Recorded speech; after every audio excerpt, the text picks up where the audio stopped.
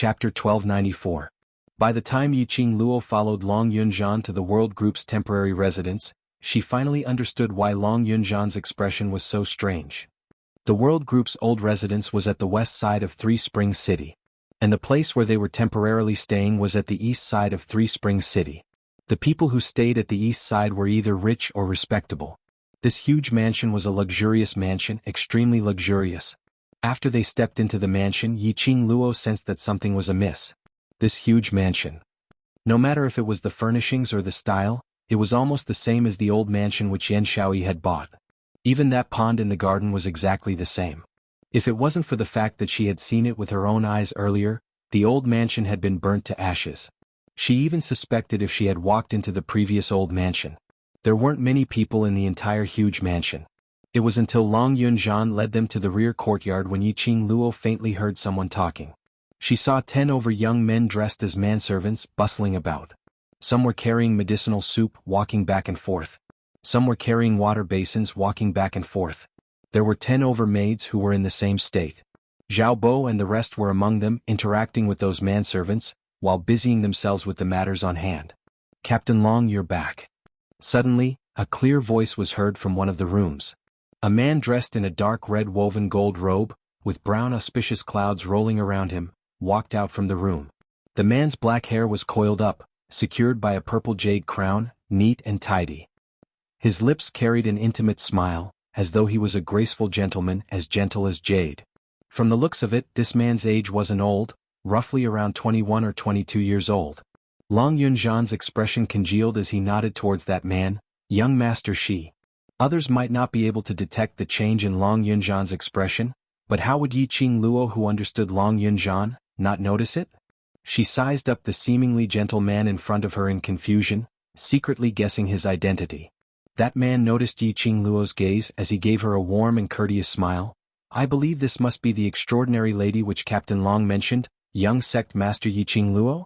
Seeing is believing, indeed you're devastatingly beautiful." His tone was just right. Anyone who heard it would not feel the slightest bit disgusted. It made people feel that he was praising her sincerely, without any blasphemy. "I am Shi Shanglan from the Shi clan." The man introduced himself. Yiqing Luo had never heard of this person's name and there wasn't any information about him in her mind. However, she still maintained an elegant smile on her face. "Young Master Shi. This is..." Shi Shanglan looked at Dmo Xian, who was standing beside Yiqing Luo. This man's presence was too strong.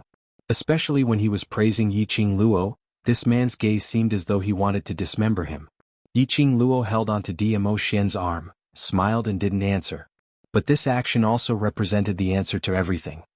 "Qing Luo."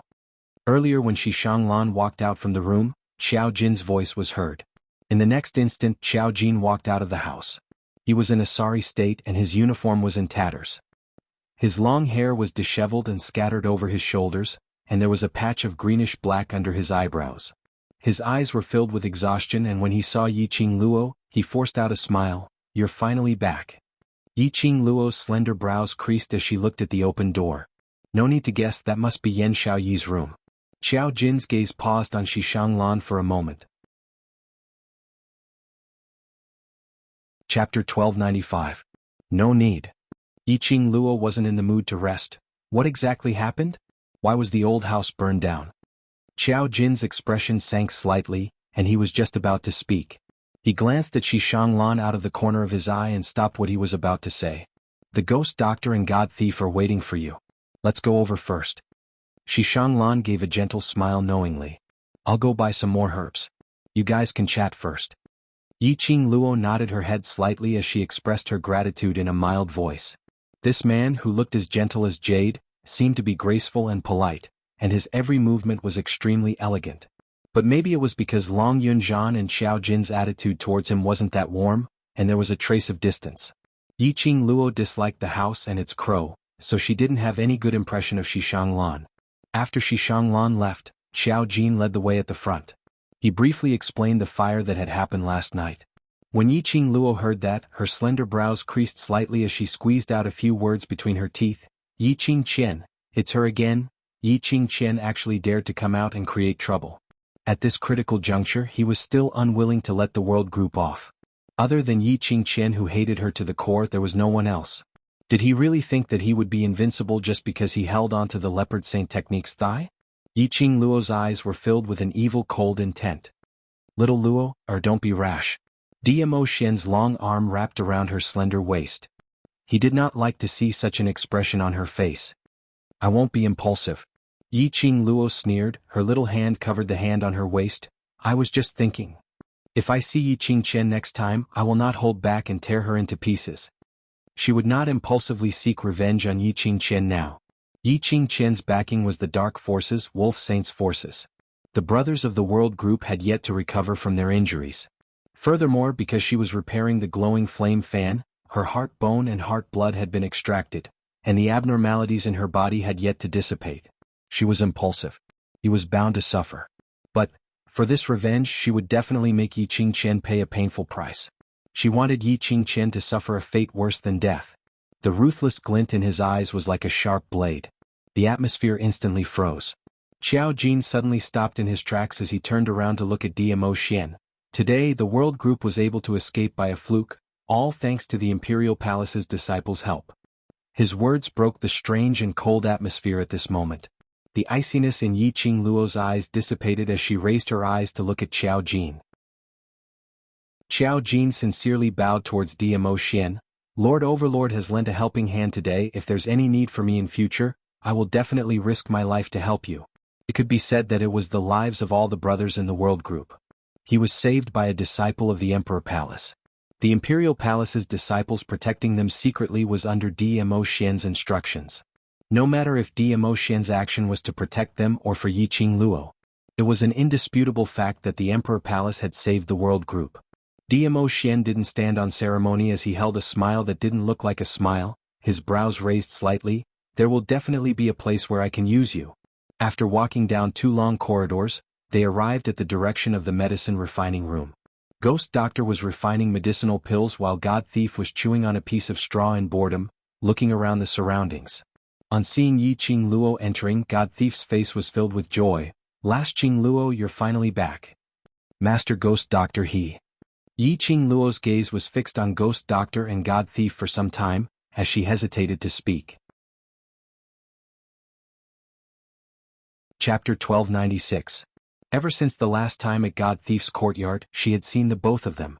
Yi Qingluo felt that they definitely knew each other previously. The Ghost Doctor's appearance here was mostly because of God Thief. Yi Qingluo had a strange feeling. It seemed like Ghost Doctor took her in as his disciple. She met God Thief in Death God Castle and brought him out.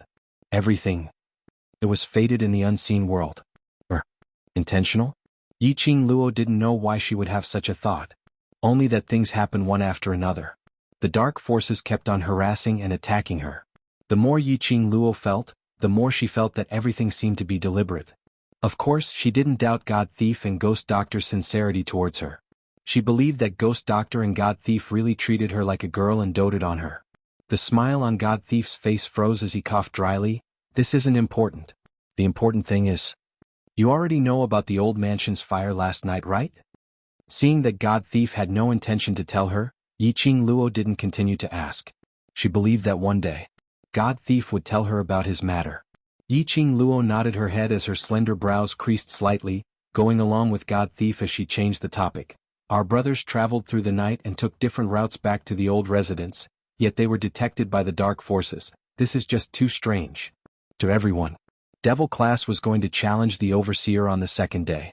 No matter what, they couldn't possibly leave the West Lawn Square on the night of the challenge.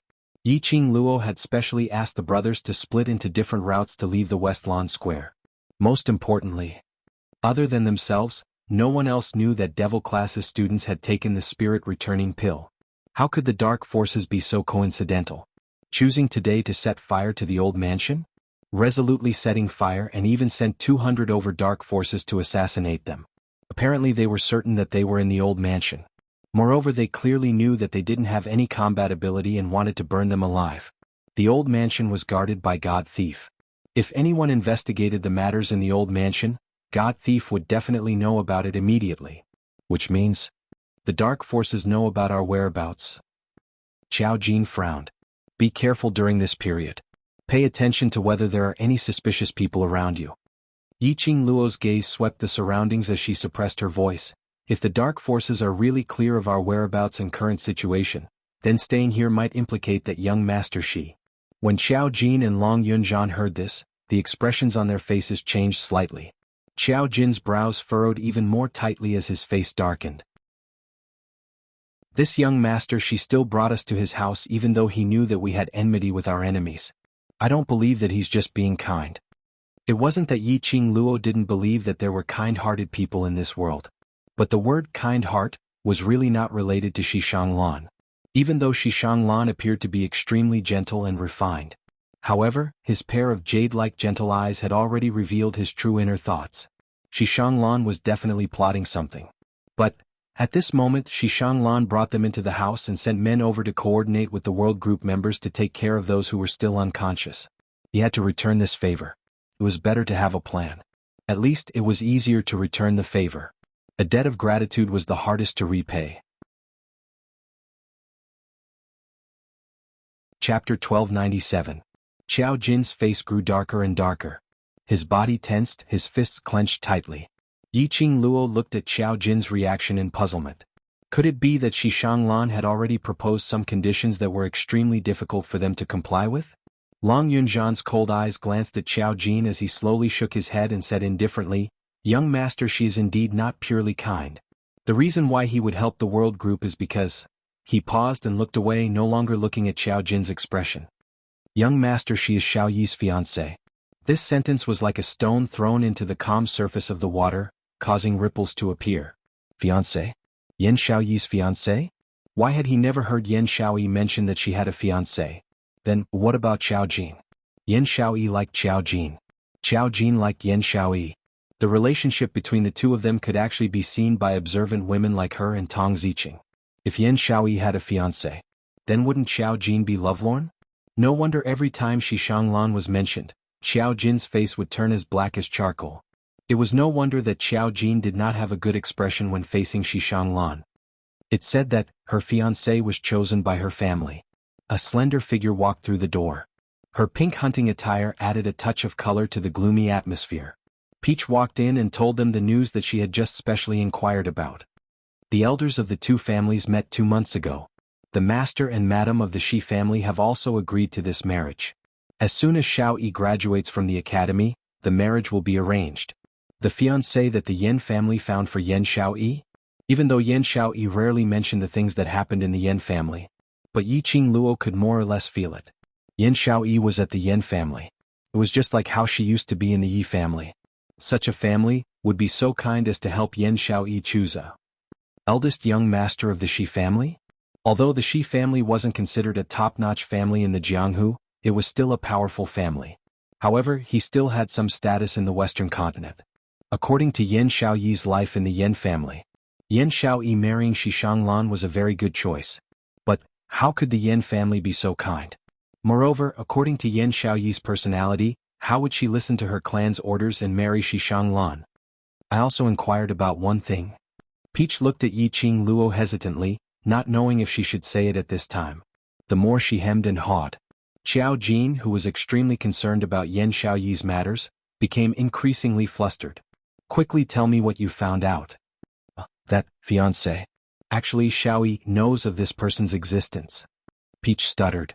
With every word he said, he carefully looked at their expressions. Qiao Jin's stiff body suddenly swayed. Long Yunzhan, who was at the side, immediately reached out to help. "She knows." Qiao Jin's voice was extremely hoarse, and it faintly revealed a trace of self-ridicule. He laughed softly. "She always knew that she had a fiancé, didn't she?" That. But Xiaoyi doesn't take this fiancé seriously at all. She didn't agree to this marriage, but it seems like young master she really wants Xiaoyi. Chapter 1298. Peach stammered as she wanted to continue explaining. However, a hand rested on her shoulder and pressed down lightly. Peach turned her head and saw a pair of enchanting eyes with a hint of a sly smile. "Stop talking. No matter if Xiaoyi treats young master Shi seriously or not, in young master Shi's eyes, Xiaoyi is his fiancé." Yiqing Luo stopped Peach's words. Her gaze calmly looked at Qiao Jin. Since he's Xiaoyi's fiancé as Xiaoyi's companion, it's natural for us to stay here. Saying that, she smiled at the dazed Peach. Let's go take a look at Xiao Yi. Following that, she held Dmo Xian's arm with one hand and Peach's hand with the other as they walked out of the pill refining room and headed towards the direction of the courtyard. The furnishings here were exactly the same as Yan Xiaoyi's old residence. Yiqing Luo easily found Yan Xiaoyi's room. Before she entered the room, she saw Xishanglan sitting on the wooden chair by the bed from the half-open door, looking at the person on the bed with a warm expression. His gaze was focused, gazing at the person on the bed, as though he was gazing at his most precious thing. After a long time, Xishanglan's body leaned slightly towards the bed. His slender fingers touched Yan Xiaoyi's cheek. A trace of heartache surfaced in his eyes. Xiaoyi, the last time we met you said, if I continue to pester you, you will break my leg. Now that we've met, I even touched your cheek. I'll wait for you to get up, I'll wait for you to break my leg, alright? His voice was hoarse and one could hear the deep feelings in his tone. He felt heartache for Yan Xiaoyi. Heartache, very heartache. Peach, who was standing by the side, couldn't help but be moved when she heard that. This way it was indeed too easy to move one's heart. Qing Luo? If we really stay, what about Xiao Jin? She didn't want to admit Xishanglan's good treatment of Yan Xiaoyi, but the moment she thought of Xiao Jin's deep feelings for Yan Xiaoyi, Peach couldn't help but feel heartache. Yiqing Luo's lips curled up slightly as she glanced sideways at the person who was following them and said softly, if this blockhead wants to be enlightened, other than relying on himself, there's nothing we can do. Isn't this an opportunity for him to properly understand his feelings towards Xiaoyi? Peach nodded as if she was suddenly enlightened. At this time, Xiao Jin and Long Yunjian had already caught up. Seeing Yiqing Luo and the rest standing not too far away from the entrance, she followed their line of sight in puzzlement. Xishanglan was holding Yan Xiaoyi's hand and bringing it to his lips. Xiao Jin's eyes quickly turned red, and a vicious aura burst forth from the bottom of his eyes. Almost instinctively, he strode into the room and grabbed Xishanglan's shoulder with one hand. He shouted sternly, "What are you doing?" Xishanglan was not prepared and was struck by Xiao Jin's palm. His shoulder felt a dull pain. His whole body fell onto the wooden chair. His handsome and gentle face contorted in pain. Jin Zi. Yiqing Luo rushed into the room and stopped Xiao Jin's hand. Calm down. Young master, she has no ill intentions. Saying that, her fingers touched the profound phoenix ring and a pill appeared in her palm. She sent it to Xishanglan and spoke apologetically, recently too many things have happened in the world group. Jin Zi is more sensitive and has misunderstood you. I seek young master she's forgiveness. Xishanglan shook his head as he pushed the pill back to Yiqing Luo's hand. Executive Qiao cares so much about the group members. I should be happy that Xiao Yi is in the world group. Chapter 1299. Xishanglan's words were humble and polite. No one could find any fault with them. But the meaning behind his words was, he was Yan Xiaoyi's fiancé. Yes. Xishanglan was announcing his relationship with Yan Xiaoyi. Moreover, it was a declaration that his relationship with Yan Xiaoyi was extremely loving. As expected, Xiao Jin's face completely darkened. Young master, she has suffered such a serious injury. Aren't there more than 20 doctors in the outer courtyard? Young master, she had better go and bandage the injury on your shoulder first. Yiqing Luo was worried that Xiao Jin would suddenly explode as she hurriedly interrupted Xishanglan's words. Her eyes were filled with guilt. She pulled Tao Zi to her side. Jin Zi and Tao Zi, accompany young master Shi to the outer courtyard to find a doctor. Don't let him fall ill. As he spoke, he pushed Xiao Jin, whose entire body was stiff and his muscles were taut, toward Xishanglan. This brother of mine doesn't know how to control his strength. I don't even know if that palm just now hurt the muscles and bones in your shoulder. Xishanglan looked at the livid Xiao Jin. He endured the pain in his shoulder and rubbed it. He smiled warmly and said, I'm fine, it's just a small injury. Before he could finish his words, Yiqing Luo's furious berating voice interrupted his words. Yiqing Luo's expression sunk as she stared at Xiao Jin. Jin Zi. Young master, she was the one who brought us, who were heavily injured and chased by our enemies back home. He's our benefactor. You've injured our benefactor. Why aren't you taking young master Shi to the outer court to bandage his wounds? Xiao Jin's expression was still livid, but his face was still tense as he looked toward Xishanglan. Xishanglan opened his mouth as he looked at Yiqing Luo and then at Xiao Jin. Tao Zi, who was standing by the side, took the initiative to pull Xishanglan's arm, while the other hand held Xiao Jin's hand as they walked and tried to ease the atmosphere. What Qing Luo said is right, that palm strike earlier is not light, we must let the doctor take a good look at it. Pulling and dragging, the three of them left the room. Yiqing Luo's gaze swept across the entire bedroom. The furnishings here were exactly the same as the furnishings in Yan Xiaoyi's bedroom in the old mansion.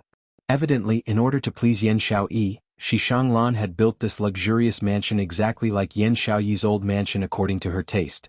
After the trio's footsteps disappeared, Long Yunzhan's gaze fell onto Yiqing Luo. What did you discover? Yiqing Luo retracted her gaze from the surroundings as she slowly walked to the side of Yan Xiaoyi's bed, lowering her eyes as she gazed at the sleepy Yan Xiaoyi on the bed. Xiaoyi didn't fall asleep naturally. On her body, there are still remnants of the sleeping herb's scent. Yiqing Luo looked at the medicinal soup which had already cooled down. She picked up the medicinal soup and gently stirred it with a spoon. Soon after, she brought it to her nose and sniffed it. There's nothing wrong with this medicinal soup. However, there's the smell of medicinal herbs on Xiaoyi's body. This means that Xiaoyi has consumed sleeping herbs before. Long Yunzhan's expression froze. You mean? I have a guess. This was what Yiqing Luo had been guessing ever since she entered Yan Xiaoyi's room. She paused and her gaze collided with Dmo Xian. Dmo Xian caressed her fine black hair. There are no spies in the surroundings. Yiqing Luo was assured as she squinted her eyes and spoke calmly. Shi Shanglan brought us to the Shi family's mansion at this juncture. Although this is just a mansion in Three Springs City, but it still belongs to the Shi family.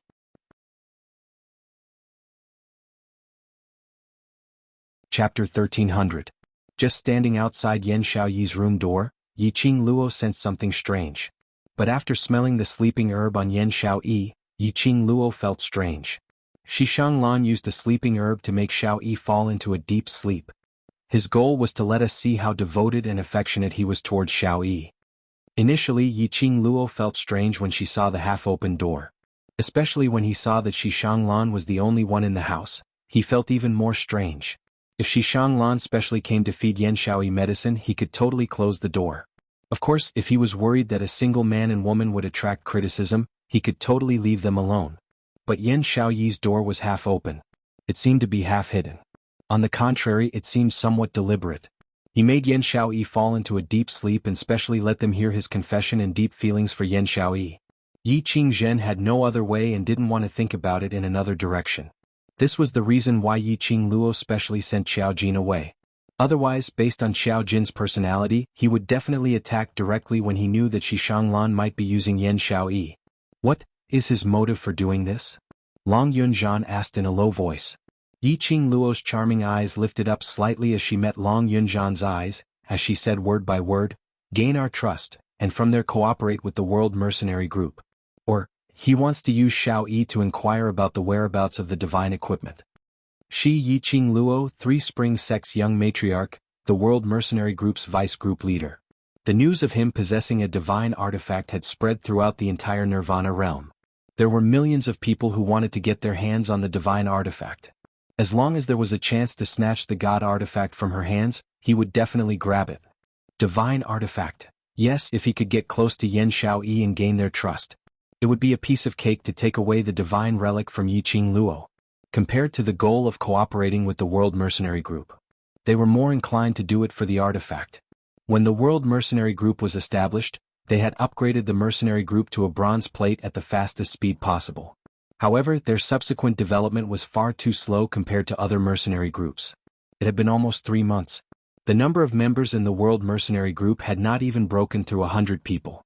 Moreover, after completing those 2 extremely difficult missions, there were only 20 or so team members, and they would take on some small, normal-level quests every few days. It was impossible for Shi Shanglan to go through so much trouble just to cooperate with World Connect. Of course, these are only my guesses. Don't tell Jinzi for now. Yiqing Luo took a look at Yan Xiaoyi, who was still in deep sleep. As for other matters, let nature take its course. She was referring to the matter between Xiao Jin and Yan Xiaoyi. Once the brothers can get out of bed, we will leave this place. In the evening after dinner, Yiqing Luo let Zhao Bo and the rest go back to rest. Last night, no one had the chance to rest at all. Today he had been busy taking care of his injured brothers. He should be tired from being so tense. Yiqing Luo's room was arranged next to Yan Xiaoyi's. Yiqing Luo and Dmo Xian had just walked into the courtyard when they heard a sharp voice shouting from outside, You bunch of dog slaves. You even dare to stop me? Do you know who I am? Get out of my way. After that, a few crisp slapping sounds could be heard. Xishang Lan's expression instantly darkened. He frowned slightly and a tinge of helplessness appeared in his gentle eyes. Chapter 1301. Xishang Lan was startled. He waved his hands and said, Miss Yi, please don't misunderstand. I don't have any relationship with that lady. If they weren't friends, why would they barge into his old residence and act so arrogantly, even whipping the servants who tried to stop them? No one would believe such a thing even if he said it. Yiqing Luo ridiculed in her heart but did not show it on her face. She only smiled and nodded at him, then pulled Diamo Xian towards her own room. The footsteps behind him had already reached the courtyard. When she saw Xishang Lan, the woman's furious voice could already be heard. Xishang Lan. Where is that little bitch? Young Miss Yan. After hearing the woman's words, Xishang Lan's expression darkened and he frowned slightly. Isn't Miss Yan's action a little too unbecoming? Demeanor? The woman sneered and pushed Xishang Lan's chest harshly. You are a man, yet you brought my sister into your mansion. Even if the two of you are already engaged through the matchmaker's words, before you get married, a man and a woman staying in the same mansion alone, why don't you say it's unbecoming of you? Xishang Lan was speechless at these words. His jade-like gentle eyes were filled with helplessness. It was as if he was already used to this woman's rude and unreasonable personality. Yiqing Luo felt that this lady's voice sounded rather familiar. And the fiancé who mentioned the matchmaker, wasn't that Yan Xiaoyi? Puzzled, she glanced sideways at the woman. Coincidentally, his gaze met the woman's. The young lady's gaze went past Xishang Lan, and when she saw Yiqing Luo who was walking into the house, her face instantly turned pale like a piece of paper. Yiqing Luo? Why are you here? That woman was none other than a stranger. It was the eldest daughter of the Yan family, Yan Xiaoyi's elder sister from the same father and mother, Yan Zhenfei. When Yan Zhenfei saw that Yiqing Luo was also in the Shi family's mansion, she was completely stunned. Towards Yiqing Luo, she hated her from the bottom of her heart and feared her from the bottom of her heart. In the academy, even if it was Yiqing Jian who was the first to step into the earth-profound stage, she was also forced to go missing by Yiqing Luo. Even Lu Shuiyu was defeated. She didn't dare to have any conflict with Yiqing Luo. Why was she so unlucky to meet Yiqing Luo, this god of plague? Yo, isn't this student Yan? Yiqing Luo retracted her footsteps into the house as her lips curled into a teasing smile, as she sized Yan Zhenfei up. Student Yan, in this round of interclass competitions, you've suffered a series of defeats, and it seems that you've been eliminated in less than half an incense's time. I wonder if the Yan family will still love and pamper you like before? Yan Zhenfei's face turned green and white. Yiqing Luo's words were simply stabbing a knife into her heart. Yan Zhenfei was extremely talented and the Yan family had high hopes for her. But this was a class confrontation. Yan Zhenfei's performance had completely shamed the Yan family. You. Yan Zhenfei was so angry that her face turned red, her chest rising and falling. After she returned from the competition, she was indeed reprimanded by the Yan family from beginning to end. Moreover, the Yan family's old grandmother even said that she would be sent to the Shijing sect to cultivate. The Ten Scenery sect was the largest sect in the Nirvana realm. The sect master was even Yiqing Jian's master. She had heard from Yiqing Jian that the Ten Scenery sect's disciples cultivated extremely hard, without any freedom at all. As compared to going to the Ten Scenery sect to cultivate, Yan Zhenfei wanted to stay in the academy more. At least in the academy it wouldn't be so tough. Moreover, her reputation in Heavenly Academy was much better than being a small disciple in Shijing sect. Chapter 1302. Yiqing Luo glanced at her with a smile that didn't look like a smile. That smile. It was as if he was mocking her cheap pride. As though the pride that he was putting up had long been seen through by Yiqing Luo. Yan Zhenfei's face became redder and redder, mixed with a greenish-black color. Whatever you do in the Yan family has nothing to do with me. Yiqing Luo's lips twitched as she turned around and walked towards the room beside her.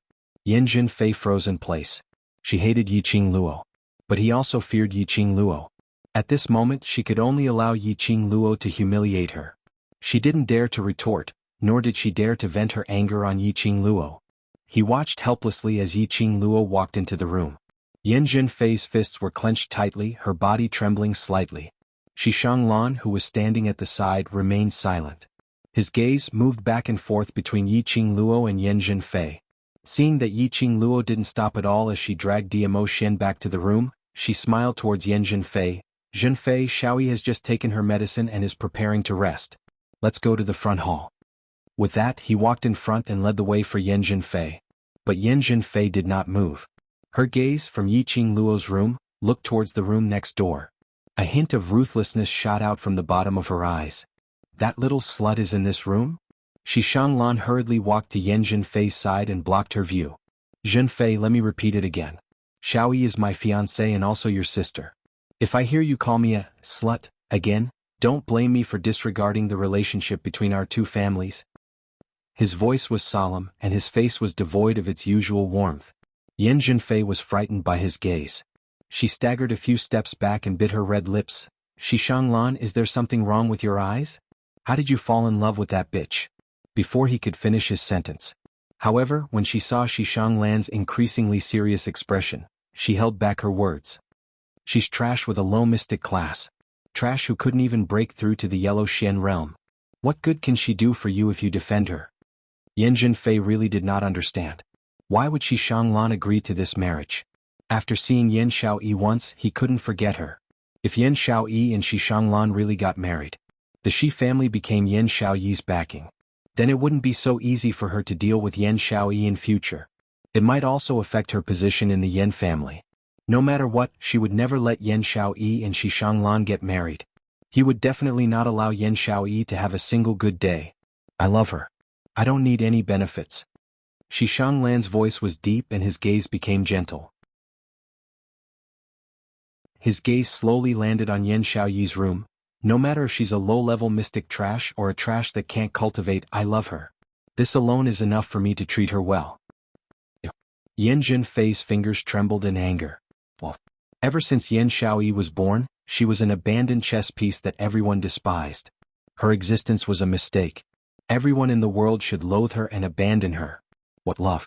That kind of slut didn't deserve love. Yan Zhenfei clenched her fists and charged towards Yan Xiaoyi's room. With a bam, Yan Zhenfei kicked the door open.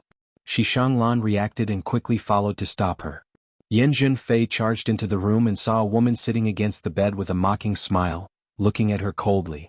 That gaze was as cold as ice.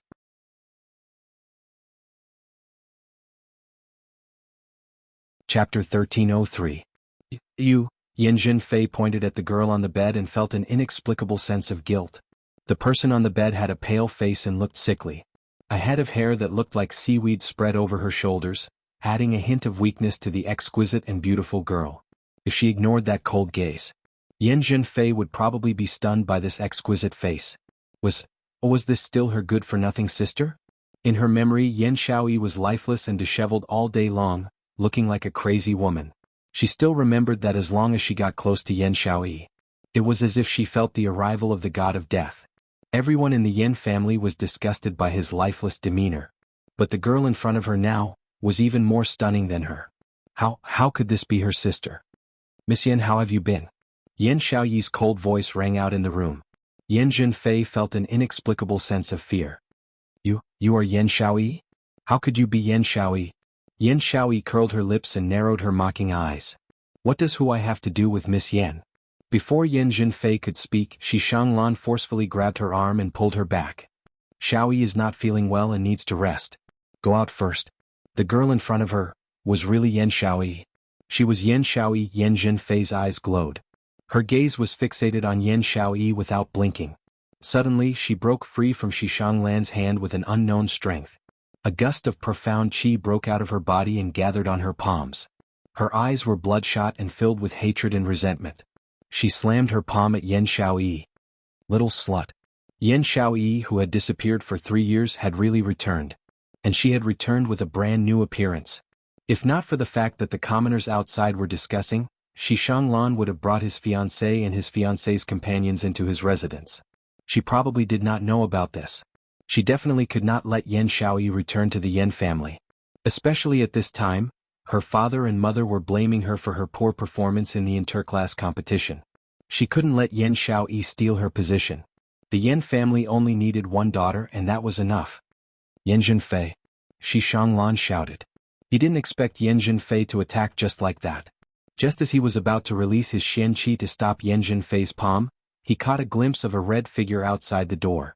In the next instant, his body rushed in front of Yan Xiaoyi, opened his arms and suddenly hugged Yan Xiaoyi.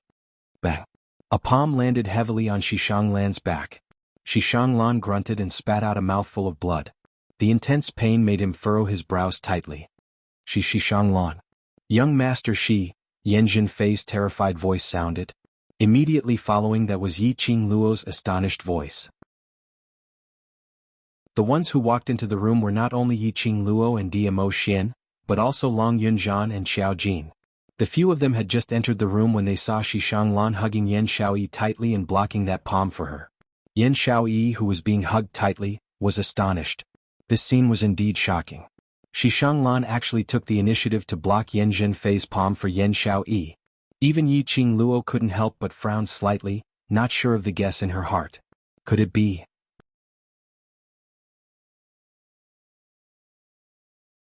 Chapter 1304. I didn't do it on purpose. Yan Zhenfei was frightened by this scene. She trembled and retreated. The person I wanted to hit was that slut. You suddenly charged at me, it had nothing to do with me. If the Yan clan found out that she had injured Shi Shanglan, the consequences were unthinkable. She would definitely be forcefully sent to the Shijing sect by her grandmother. Pa! The crisp sound of a slap resounded throughout the room. Yan Zhenfei felt a burning pain on her face and a metallic taste in her throat. A trace of blood seeped out from the corner of his mouth. The next moment she was pushed against the corner of the wall. A cold blade was pressed against her face. Student Yan, if I hear another word that insults my companion from your mouth, I'll make you speechless for the rest of your life. Yi Qing Luo's icy cold voice sounded like an Azura from hell. Her hand moved a little. The sharp blade cut Yan Zhenfei's neck. This is outside the courtyard. If one is not careful, then it can only be treated as an accident, don't you think? Right? Yi Qing Luo finished smiling. But Zhenfei didn't see any hint of a smile from Yi Qing Luo's long and narrow eyes. You dare? Yan Zhenfei's voice quivered as she stared at Yi Qing Luo in terror. After digesting what Yi Qing Luo said earlier, her expression congealed. What did you say? She's your companion? Yan Xiaoyi was Yi Qing Luo's companion? Could it be that Yan Xiaoyi was also a member of the World Mercenary Group? A member of the World Mercenary Group? What did this mean? That meant Yan Xiaoyi was no longer a wastrel. She had also heard of the World Mercenary Group's matters. But didn't the rumors say that the members of the World Mercenary Group were all disciples of the Emperor Palace? That was why they were able to complete high-level missions that even a gold medal mercenary group might not be able to complete. Was that why he was invincible and became a legend in the mercenary world? How could Yan Xiaoyi have the qualifications to enter the World Mercenary Group? Yi Qing Luo could tell what Yan Zhenfei was thinking about with just one look.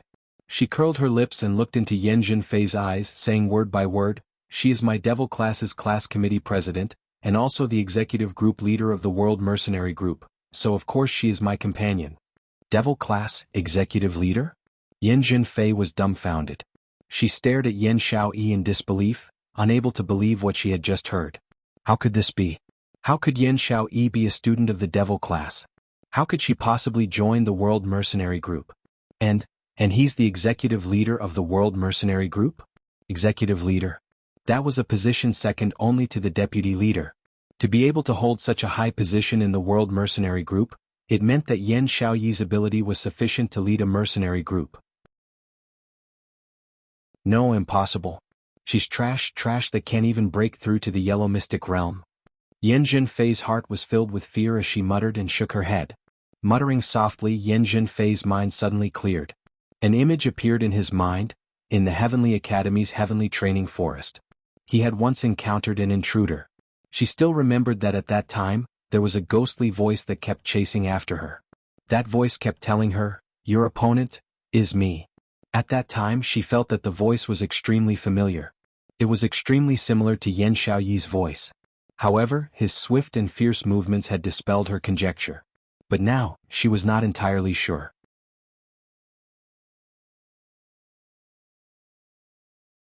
Chapter 1305. Piak. Another slap landed on Yan Zhenfei's face. That was a slap without any profound energy at all. It was entirely her own strength, slapping Yan Zhenfei's face. Yan Zhenfei's cheeks were swollen from the slap. Yan Zhenfei cried out in pain as tears streamed down her face. I've said this before, don't insult my companion. Yiqing Luo's voice was exceptionally cold. That squinted eyes were filled with an eerie chill. Yan Zhenfei held her cheeks as she bit her lower lip. No matter how much resentment and hatred she had in her heart, she didn't dare to show it on her face. Qing Luo. Yan Xiaoyi, who was lying on the bed, suddenly called out Yiqing Luo's name. Yiqing Luo glanced over. Hearing Yan Xiaoyi's voice, Yan Zhenfei suddenly regained her senses. She looked at Yan Xiaoyi in terror, and in a few steps she rushed to Yan Xiaoyi's bedside. In this situation, the few of them didn't stop her. Under their eyelids, no matter what Yan Zhenfei thought of, she wouldn't be able to gain any advantage. Sister. Yan Zhenfei rushed to the bedside, anxiously trying to hold Yan Xiaoyi's hand. Yan Xiaoyi avoided her hand in disgust. Yan Zhenfei missed and could only grab the blanket on Yan Xiaoyi. Sister, I'm your biological sister from the same father and mother. You won't let them hurt your biological sister, right? Her voice trembled uncontrollably. As she said that, tears welled up in her eyes. That pitiful look made one feel pity for her. But the few of them present didn't have any good impression of Yan Zhenfei. Yan Zhenfei's look in their eyes was just a joke. Yiqing Luo leaned into Dmo Xian's arms as she crossed her arms, staring at them without blinking. At this moment they couldn't interfere. After all, this was Yan Xiaoyi's personal matter. If Yan Xiaoyi wished for them to let Yan Zhenfei off, she didn't have any objections. The entire room was terrifyingly strange. Only Yan Zhenfei's sobbing could be heard. Yan Zhenfei's heart became emptier and emptier. We have the same blood in our veins, we are sisters. As long as you say it, they will let me go. Yan Zhenfei was extremely vexed. Why didn't she investigate anything today and just rush to the Shi family's other residence? She found out from the commoners that there was a huge fire that destroyed the World Mercenary Group. Shi Shanglan brought his fiancée back to his residence. When he heard the word fiancé, Yan Zhenfei threw the fire and the World Mercenary Group to the back of her mind. All he could think about was, Shi Shanglan's fiancé? The cowardly and incompetent bitch Yan Xiaoyi who disappeared for 3 years? He immediately rushed to the residence of the Shi family. If he had linked Yan Xiaoyi and the World Mercenary Group together, she would not be so submissive now. And even sought help from that slut, Yan Xiaoyi. Yan Zhenfei suppressed her displeasure and disdain for Yan Xiaoyi. In a soft voice, she continued to plead, Sister, my good sister, when I return to the Yan family, I will let father and mother come and fetch you personally, okay?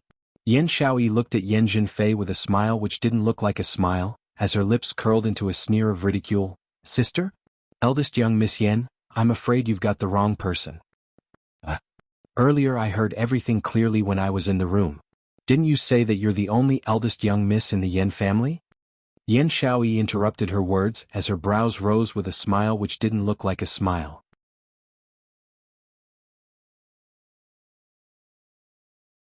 Chapter 1306. In his memory, Yan Xiaoyi had been neglected since she was young. To Yan Xiaoyi the most important thing was feelings. As long as he gave Yan Xiaoyi a little bit of hope, Yan Xiaoyi would be willing to sacrifice her life for him. Yan Zhenfei thought that she had used kinship in the name of her parents to pressure and deceive Yan Xiaoyi. Yan Xiaoyi would definitely beg Yiqing Luo to let her off for the sake of kinship, as long as she got out of here alive. At that time, he would think of a way to deal with Yan Xiaoyi. But who would have expected this? Yan Xiaoyi's transformation was so huge.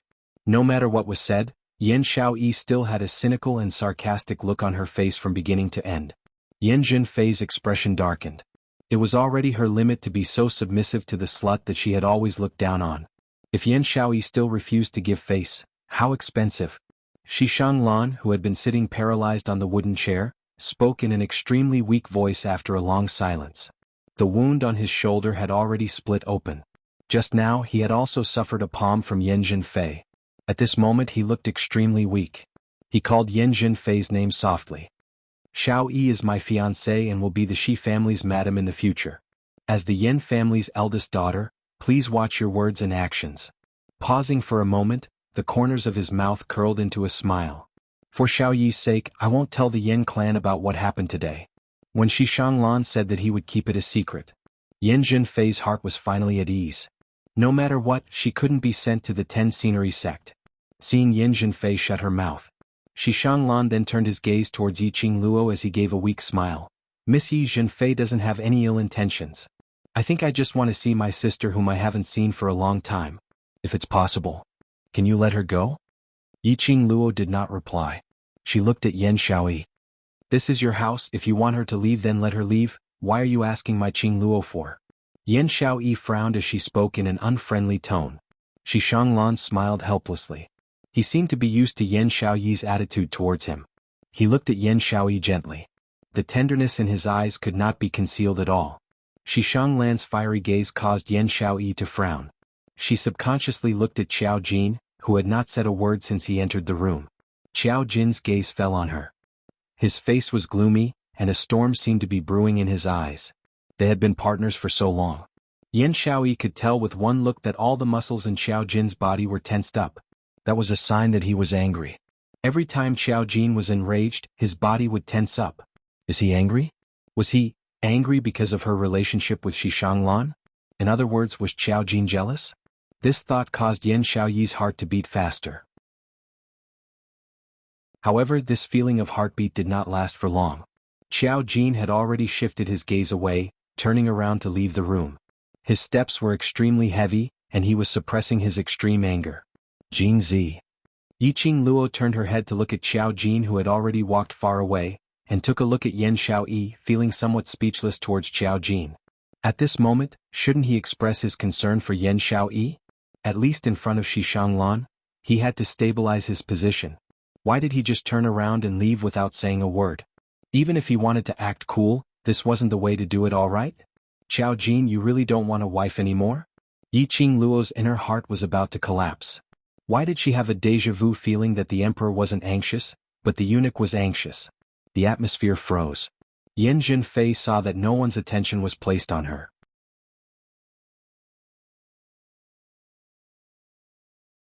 Chapter 1307. Yiqing Luo and the others saw with their own eyes. Yin Zhenfei thought that no one had discovered her as she slipped away silently. He didn't try to stop them. After all, this was Shi Shanglan's residence. Yiqing Luo and the others were staying here temporarily because their old residence was burnt down. Of course, he wouldn't do something as stupid as killing Yin Zhenfei in Shi Shanglan's territory. Furthermore, Shi Shanglan had already spoken up for Yin Zhenfei. If they still didn't give up, wouldn't that be slapping Shi Shanglan's face? Xiaoyi, you've just drunk your medicine. Have a good rest first. We'll talk about other things tomorrow. Shi Shanglan smiled warmly at Yan Xiaoyi. Because of Qiao Jin's inexplicable departure, Yan Xiaoyi's heart was uneasy. Hearing Shi Shanglan's words, he only responded indifferently. The smile on Shi Shanglan's face dimmed. But soon, a warm smile appeared on his face. Her jade-like eyes were filled with tenderness. I'll help you lie down. Don't think too much. Even if the Yan family's patriarch and madam really come, I won't let them take you back. He endured the wounds on his body, walked over and gently helped Yan Xiaoyi up. Yan Xiaoyi's brows creased even tighter as she stared at his shoulder, which was already soaked in blood, as she said coldly, "Take care of yourself first. I have Qing Luo to take care of, so I don't need your concern." This man, he was clearly injured. Why did he have to use his own body to block Yin Zhenfei's palm for her? With his strength. As long as he used his Shen Qi, he would be able to resist it easily. Xiaoyi, are you worried about me? Shi Shanglan's eyes lit up and the corners of his mouth curled into a smile that was as warm as spring. He was overjoyed at this moment. Even Yiqing Luo was unable to see through any disguise. It was like joy that came from the bottom of his heart. Because of Yan Xiaoyi's concern for him, Shi Shanglan felt extremely flattered. Even his words seemed to be stammering due to his agitation. Don't worry about me. This small injury is nothing. Rest well. I'll be fine when I see you recover. Yan Xiaoyi's frown deepened. She was worried about Shi Shanglan. After all, Shi Shanglan was injured because of her. However, it was obvious that Shi Shanglan had misunderstood her. He wanted to explain, but he didn't know where to start. Yan Xiaoyi simply turned her face away, too lazy to bother with him anymore. However, this was enough to make Shi Shanglan extremely excited. He helped Yan Xiaoyi to sleep and tucked her into bed. Only then did he turn around to leave. His gaze fell on the few people behind him who were staring at them in a daze. A faint blush appeared on that gentle jade-like face. It was as if he had just realized that they were still in the room. He apologized with some embarrassment. I'm sorry. I've made a fool of myself in front of you. I don't think it's a joke. Yiqing Luo gave an elegant smile. On the contrary, it allowed us to see young Master Shi's deep feelings towards Xiao Yi. Shi Shanglan's face turned redder. She is my fiancée. Yiqing Luo gave a meaningful smile. Following that, she pulled Dmo Xian along and prepared to leave. The medicinal effect is about to take effect. Let Xiao Yi rest quietly. We've been busy the whole day and we're all tired. His gaze went past Shi Shanglan and looked at Yan Xiaoyi, whose back was facing them. The few of them exchanged some pleasantries and left Yan Xiaoyi's room together. After Shi Shanglan left the courtyard, Yiqing Luo's figure once again appeared outside Yan Xiaoyi's door. She didn't enter the room. She only raised her eyes and fixed her gaze on a certain spot in the dark night. In the dark night, her voice sounded a little chilly. How long are we going to hide there? The wind blew and it was quiet. Responding to Yiqing Luo.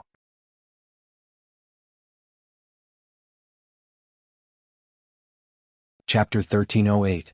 Yiqing Luo raised her brows as her lips curled up in ridicule. Not willing to come out? Do you feel ashamed to face Xiao Yi, or are you deeply aware that you are inferior to young Master Shi? In the dark, rustling sounds could be heard, appearing somewhat messy. After some time, a figure steadily landed in front of Yiqing Luo. His dark and gloomy face almost merged with the night. That's enough. You're already ugly enough. Don't keep a straight face. Yiqing Luo rolled her eyes. Look at young Master Shi, that fair complexion, those long legs. If we were to really compare, this point has already won you completely. With that pretty face of his, he wants to completely defeat me? Wait till I reveal. Xiao Jin's voice paused. That unprepossessing face had a complicated expression. His tone changed and his voice deepened. What are you trying to say? Let's talk inside. Yiqing Luo finished her sentence and stepped into the room next door. Xiao Jin hesitated for a moment but still followed. Candlelight flickered in the room. Dmo Xian sat by the side sipping his tea. Yiqing Luo had just walked over when she was grabbed by one hand and forcefully pulled into his arms. Long used to Dmo Xian's sudden display of affection, Yiqing Luo couldn't be bothered to struggle. She just sat on Dmo Xian's lap and looked at Xiao Jin lazily. After being agitated by Shi Shanglan, you don't even want your wife anymore? What wife? Xiao Yi and I don't have that kind of relationship. Xiao Jin's brows were tightly knitted together, his face under the candlelight was livid. Yiqing Luo thought, what if she wasn't the one asking this question? Xiao Jin would probably use his fist to answer this question. Why are you still trying to be secretive in front of your brother? Yiqing Luo rolled her eyes at him. Do you know what is the reason why you lost to Shi Shanglan? Xiao Jin was silent. He seemed to be unable to answer. He seemed to be waiting for her answer. Yiqing Luo sighed helplessly and pointed at the man who was hugging her. Do you see that the overlord who was worshipped as a deity in the Nirvana realm is now with me? Have I ever hidden such an honorable identity from you? Has he ever denied our relationship? Yiqing Luo knew that for matters of the heart, she could only rely on herself to resolve it clearly. But according to Xiao Jin's character, even if he was given another 100 years, this blockhead of his probably couldn't even wrap his head around it. What a woman wants the most isn't for you to silently pay for her, but for you to let her see your feelings for her. Yiqing Luo lowered her voice and said word by word, a woman's heart is very easy to let her imagination run wild. If you are unable to let her feel your love for her, then she will fall into a lot of wild imagination. In the end, in those thoughts she is sure that you have no feelings for her. Just like what happened in the room earlier. You were clearly jealous but you pretended to be cool and left. Not only did your actions hurt Xiao Yi, it also caused her to misunderstand you. Just like earlier, you were hiding on the tree beside Xiao Yi, secretly protecting her. But Xiao Yi doesn't know about any of this. Instead, she might think that she's being monitored. Your sacrifice is meaningless. Since he liked her, he should say it openly. After conveying his intentions, even if he was rejected, he wouldn't regret it in the future. What have you sacrificed for love? Just say it openly. At the very least, she knew what you had done for love. What's silently sacrificing for your lover, seeing her happiness, it was all bullshit. From Yiqing Luo's point of view, this was simply his cowardice. Anyway, if she were to watch Dmo Xian silently from afar, silently sacrificing for him, she absolutely couldn't do it. Say that she was selfish or only loved herself. To her, if there was no reciprocation of feelings, Even if she really fell in love, she wouldn't hesitate to pull away. She still had a lot of things to do. Love wouldn't be her everything. One day, time would slowly wear away this relationship.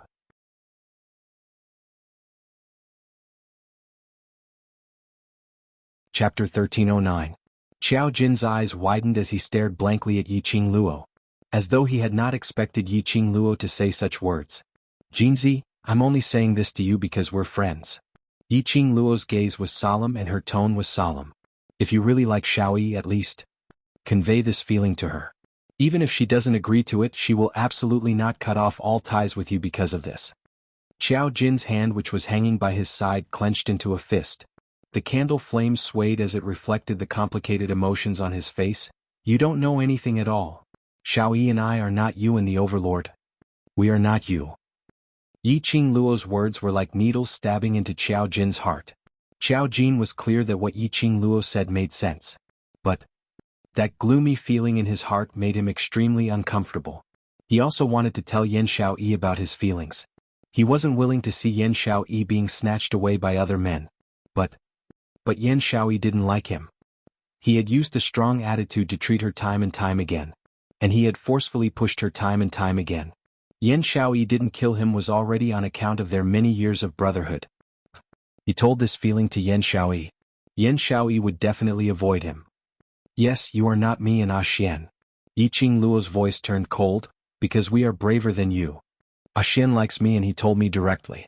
Even if I don't like him, I believe that Xian will use his own methods to make me sink in. I like Xian, so I'm willing to be with him. Even if he really doesn't like me, I will also use my own methods to make him submit to my charm. Yiqing Luo's lips curled as her palm touched Dmo Xian's cheek. She should be glad that it was because of his and her bravery. They didn't have so many twists and turns. To be able to love each other was hard to come by. So this kind of relationship, they treasured it very much. Xiao Jin turned silent. The room was silent. So quiet that one could only hear the three of them breathing. After a long time, Yiqing Luo then sighed faintly as her tone contained some helplessness. Jinzi, you being like this. As a man, I feel very embarrassed. If that's the case, I feel that Xishang Lan, who is always willing to express his feelings for Xiao Yi, might be more suitable for Xiao Yi. Xiao Jin's gaze darkened. The light from the fire made his eyes red. Xiao Jin was enraged. He tensed his muscles and stood up. He walked towards the door without looking back. Jinzi. Yiqing Luo also stood up immediately as her charming eyes gazed at his back view without blinking. The way you are now to Xiao Yi is actually a kind of harm. The man who was walking to the door stopped in his tracks. His stiff body was still tense. Inexplicably angry, inexplicably gentle, inexplicably turning around and leaving. Yiqing Luo and Xiao Jin's attitude towards Yan Xiaoyi during this period of time was spilled out word by word. Xiaoyi isn't a roundworm in your stomach. She's unable to guess what your inexplicable actions are for. Instead, it will make her sink into uneasiness, sinking into an inexplicable guess of your emotions. To her, isn't this a form of harm? Xiao Jin's tensed body turned even stiffer. He wanted to take a step to leave, but he couldn't move at all. After some time, he shut his eyes. His back faced Yiqing Luo. Yiqing Luo couldn't see his expression. She could only hear the desolation in his tone, as well as a helpless sigh. Have already given up. His voice was hoarse, revealing a hint of choking.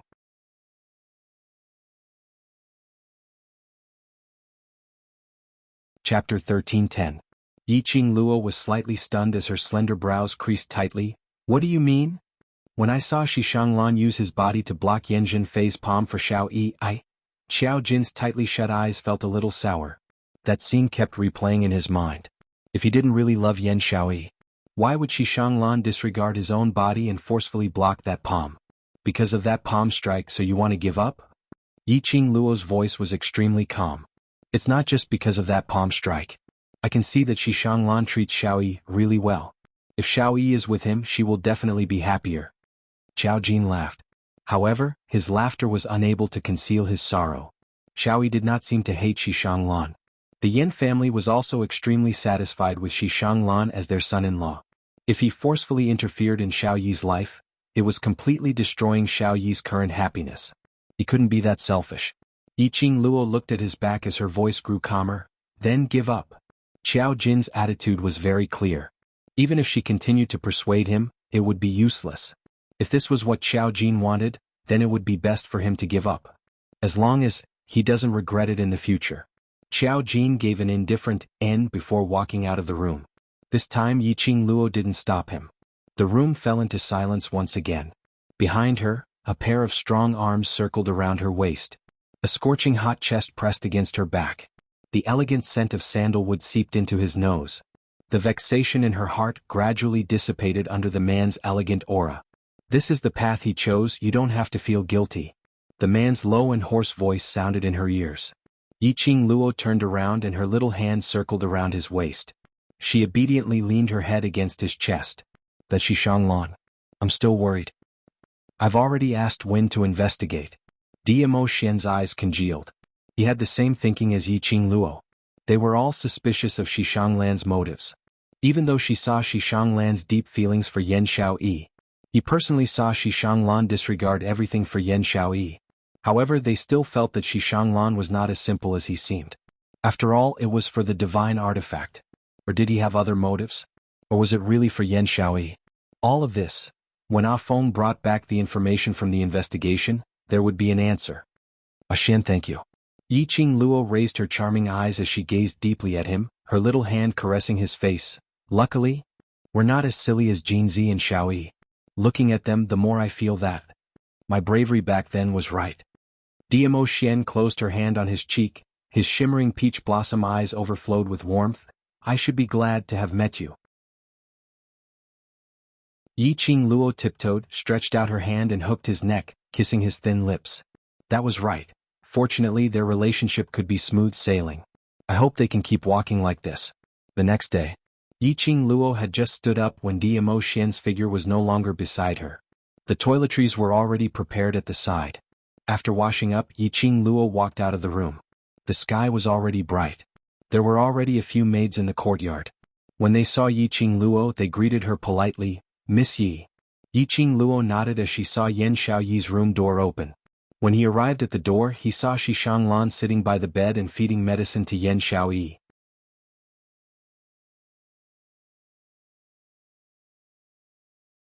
Chapter 13:11. Yiqing Luo restrained the expression in her eyes as she smiled and walked into the room. Xiaoyi, are you feeling better? Yan Xiaoyi was frowning as she unwillingly drank the medicine from the spoon in Xishanglan's hand.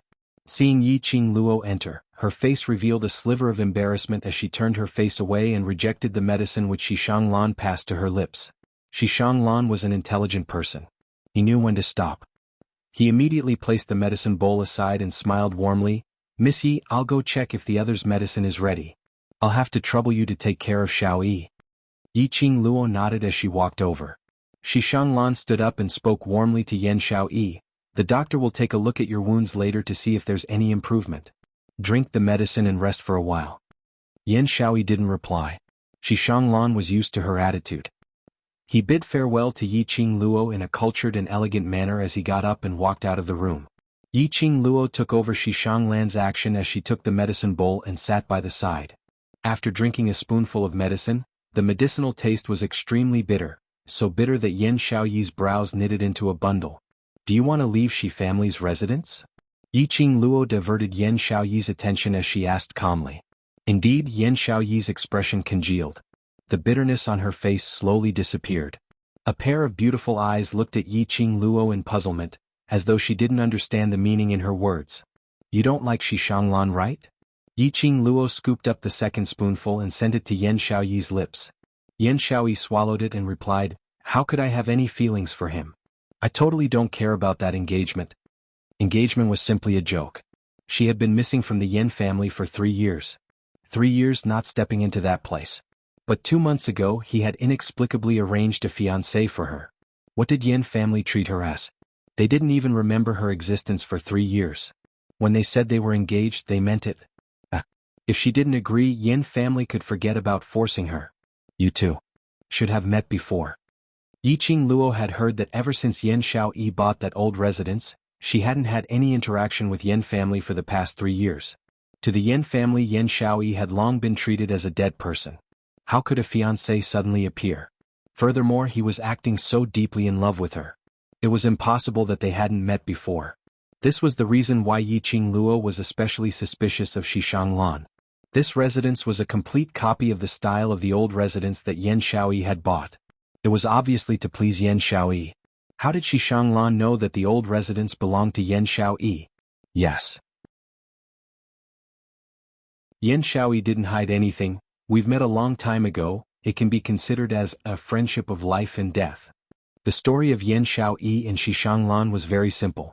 When they were 10 and 7 years old respectively, they were kidnapped by a gang of bandits who had fainted from hunger.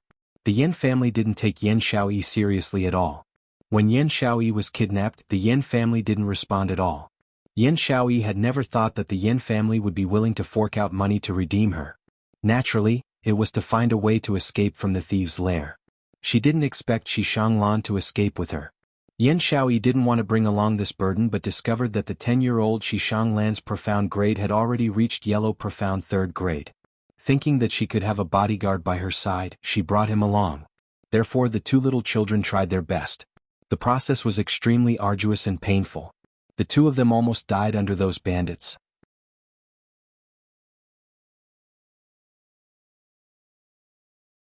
Chapter 13:12. After that, there was no contact? This story was indeed melodramatic. Which meant? Xishanglan really liked Yan Xiaoyi? Just because the two of them had experienced life and death together when they were young? After that, I only saw him once and that was 2 months ago. Yan Xiaoyi said as she finished the medicine. After escaping, she and Xishanglan had no contact. Yan family didn't care about Yan Xiaoyi. But Xishanglan was different. Xishanglan was the eldest young master of Shi family and the future master of Shi family.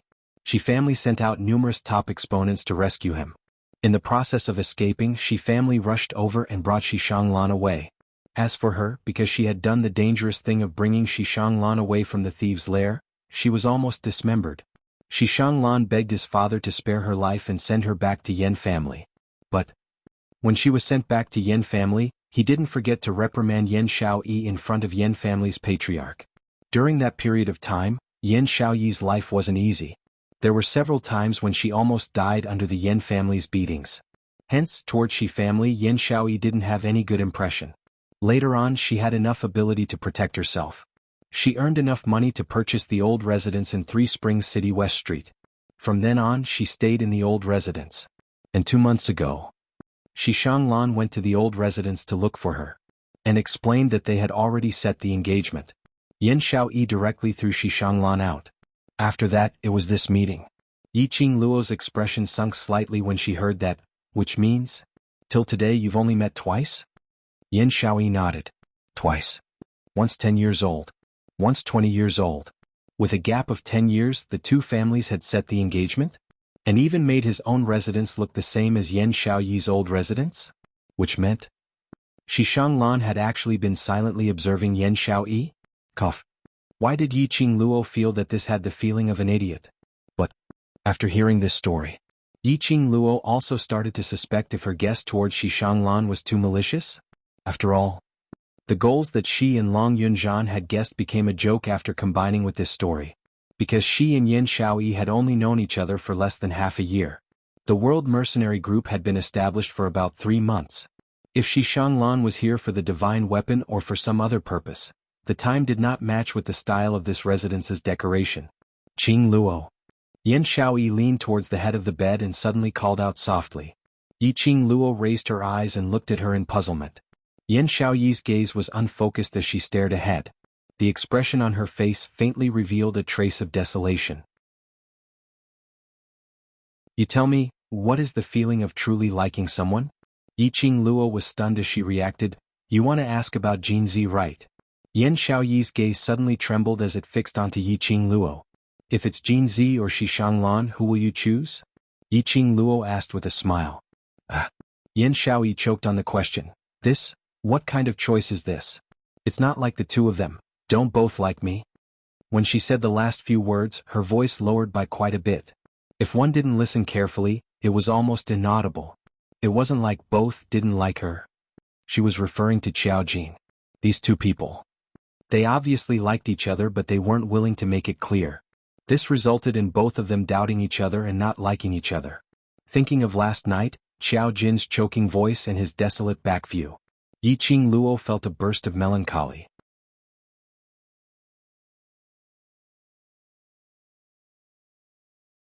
Chapter 13:13. It wasn't that Yiqing Luo didn't want to give them a hand, but recalling what Dmo Xian said to her before she fell asleep last night. Finally she suppressed this urge. Dmo Xian said that Xiao Jin must have his own difficulties for making such a choice. Xiao Jin wasn't a timid person. Since he had chosen to give up on Yan Xiaoyi, then she would respect his choice. After all, that was their own lives. No matter how good Yiqing Luo's relationship with them was, she couldn't interfere with the lives they had chosen. How are the rest of the brothers? Did Ghost Doctor say when we can get down from the bed? Yan Xiaoyi saw the atmosphere in the room stiffening and she didn't want to continue with the topic, which made her heart ache, disturbing her mood, so she changed the topic. Yiqing Luo replied, "You're the one who suffered the most serious injury among the brothers. So you should be relieved?" Yan Xiaoyi couldn't help but laughed and gave a dry cough. She was the one who suffered the most serious injury, which meant the rest of the brothers were all fine. Her heart, which was hanging in the air, was finally able to settle down. As for the time to get down from the bed, the other brothers need at least half a month. Yiqing Luo raised her brows. As for you, I'm afraid it will take a month. Yan Xiaoyi's smile froze as her expression changed. Then what about the 1-month training in Class of God? If they were to go to Class of God, they definitely couldn't let the other students go. In the interclass competition, Yiqing Luo defeated Zi Chanshan. Not only Zi Chanshan was embarrassed, but the entire Class of God was embarrassed. Heavenly Academy students who were known as Waste Class, and the top student in Class of God, Zi Chanshan, who was known as the #1 beauty, had a one-on-one competition. Zi Chanshan not only relied on her profound grade advantage, she even took out a legendary grade weapon to kill Devil Class's Yiqing Luo. The entire Class of God's reputation was ruined in this competition. If the other students were to stay in Class of God for a month, it was estimated that by the end of the month, they would only receive 10 students' corpses. Because of this, Yiqing Luo decided to let Tong Ziqin, Kitty Li and Bei Ming Lianqing stay in Devil Class to temporarily take on the role of class monitor and class committee member. She would then choose 10 students whose ability and awareness were extremely strong to go to Class of God for training. Yan Xiaoyi was one of them. The trip to the Class of Gods would take place in a few days. The students were all injured. How could they go to the Class of Gods? Just apply to the dean to postpone it. Don't forget. The class that wins first has to represent the Heavenly Academy and head to the southern continent to participate in the Academy exchange meet. Yiqing Luo comforted him in a gentle voice. Just put the time to go to the Class of Gods after the exchange meet. Exchange conference? Yan Xiaoyi was surprised. Isn't it still a few months later? Why is it also brought forward? The southern continent was the headquarters of the Academy. Every year at the end of the year, the headquarters would hold an Academy exchange conference. Every Academy would lead a class to the exchange conference. Every time the Heavenly Academy selected the class for the exchange meet, it would always be the class that won the championship in the previous years. According to the schedule, the exchange conference would be held after the previous interclass competitions. But this time, because the Heavenly Academy had brought forward the interclass competition, too many things happened. Therefore, the headquarters decided to hold the conference in advance. This was what Yiqing Luo had heard from the Peach yesterday.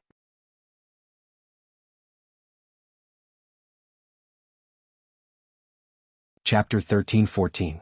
On the second day of recuperating in Shi family evening, the students' waste token sent a message to the Academy, gathering all the students to arrive at the Academy on time tomorrow morning. Yiqing Luo took a look at her brothers who were still lying on the bed, unable to make any big movements. She decided to go to the Academy and personally apply for half a month's leave from the director. She had just walked to the entrance when she saw 2 old men dressed in white robes standing at the entrance. One of them was beaming with joy while the other had a gloomy face as his brows creased tightly. These 2 people were God Thief and Ghost Doctor. Yiqing Luo, are you going to the Academy to apply for leave? Let Ghost Doctor accompany you. God Thief pushed Ghost Doctor towards Yiqing Luo. Ghost Doctor's status in the Academy, even the director has to be wary of him. Ghost Doctor? Yiqing Luo looked at Ghost Doctor, whose face was filled with impatience as her heart started to pound. She had indeed intended to find a helper to meet the director together. But her initial thought was to find teacher Guiyu together. After all, between the director and Guiyu, There was some hidden, unspeakable story. If it was Ghost Doctor along, then there would be no need to specially trouble Teacher Guiyu. But Master Ghost Doctor hated troublesome matters. To make Master Ghost Doctor stay at the Shi family's other residence, to help these students to treat their illnesses. To Ghost Doctor this was already a huge trouble.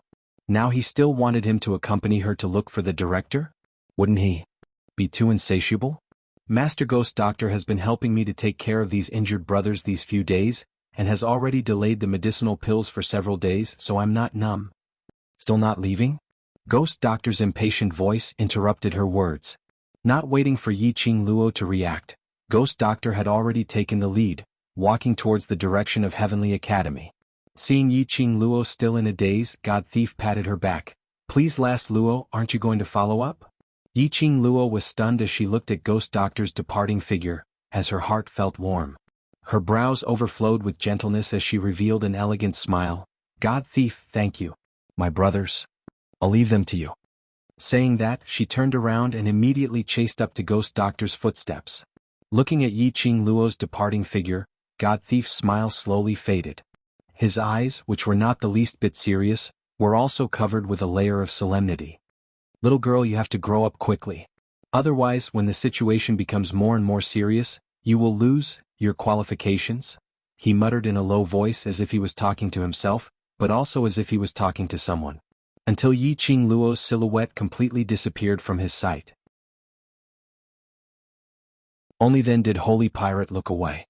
He turned around and walked towards the Shi family's residence. He stepped into the residence and returned to his room. Holy Pirate scanned his surroundings and confirmed that the aura had disappeared. Only then did he slowly open his palm. A paper crane shimmering with mystic light slowly rose from his palm. For the sake of the girl's safety, this matter must be reported. At this moment, a tall and slender figure was standing in the dark not far from the main entrance of the mansion. That glistening purple robe complemented that peerless face, making it even more frightening. I will lose, what qualifications? His thin, rosy lips softly mumbled God Pirate's words. His peach blossom eyes gradually narrowed, concealing all the profound meaning. Then he flicked his sleeve. His figure seemed to have melted into the air and disappeared.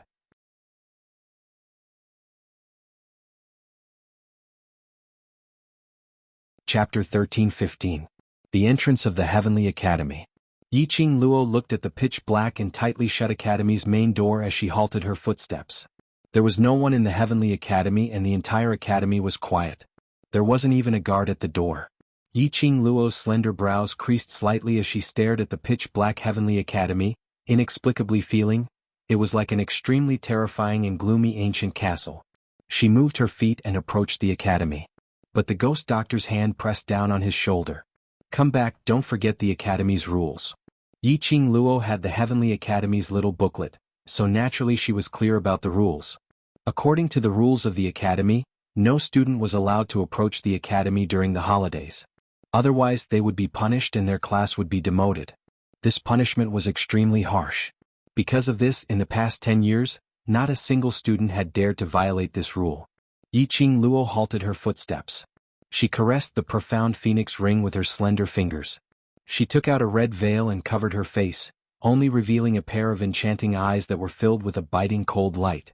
However, when she looked at the Ghost Doctor, her gaze became mischievous and gentle. As long as the academy doesn't find out, the academy won't be able to punish me. No. The Ghost Doctor turned and left without hesitation, his voice cold and annoyed. Don't think that the academy can't catch you just because you can teleport. After taking a few steps, he realized that there was no one following behind him. The Ghost Doctor's brows furrowed tightly, and she turned her head to look behind her. Under the moonlight, the red-clothed girl crossed her arms and looked at him with a faint smile. That pair of mischievous eyes was calm and elegant at this moment. What is Master Ghost Doctor afraid of? The girl's clear and sweet voice floated into the Ghost Doctor's ears. The Ghost Doctor's body stiffened. Yiqing Luo laughed lowly, her laughter was sweet and charming. Ghost Doctor's master's identity, I know, it's definitely not simple and definitely not just an alchemist only. Ghost Doctor Master and Holy Pirate are not willing to tell me because my power is not at a level where I can know. You? In the night, the Ghost Doctor's expression couldn't be seen clearly. But from the Ghost Doctor's voice, he could hear the shock in his voice. After a long time he suddenly chuckled. The lines on his usually stern face also softened. He slowly walked towards Yi Qingluo's direction. Master Ghost Doctor, I want to go in. Yi Qingluo's voice was neither servile nor overbearing, revealing her determination. If I don't take the initiative to face it, I will never be able to truly grow. I will take good care of myself, please don't worry. It wasn't Yi Qingluo's first time sneaking into the academy during the holidays. The last time he snuck in, he discovered that the dean had taken advantage of the holidays to spread the underground forces around the academy. Could be said, the Heavenly Academy was actually the hidden base of the dark forces in the Nirvana realm. This time, if he were to sneak into the academy during the holidays, perhaps, he would be able to make some important discoveries. Her teleportation secret art had already been trained to the 3rd level in the Azure Dew bracelet with Old Man Song. If something really happened and he used the teleportation secret technique to escape, it was also a piece of cake. The Ghost Doctor met her unwavering gaze and muttered to himself for a moment. His expression had already reverted to his usual impatience. All right, I'll accompany you in. A bright smile blossomed on the young girl's face. She spread open her arms and wrapped them around the Ghost Doctor, hugging him and flattering him with incomparable joy. Long live Master Ghost Doctor, I love Master Ghost Doctor the most. This lass. Her face changed really quickly. The Ghost Doctor sighed helplessly.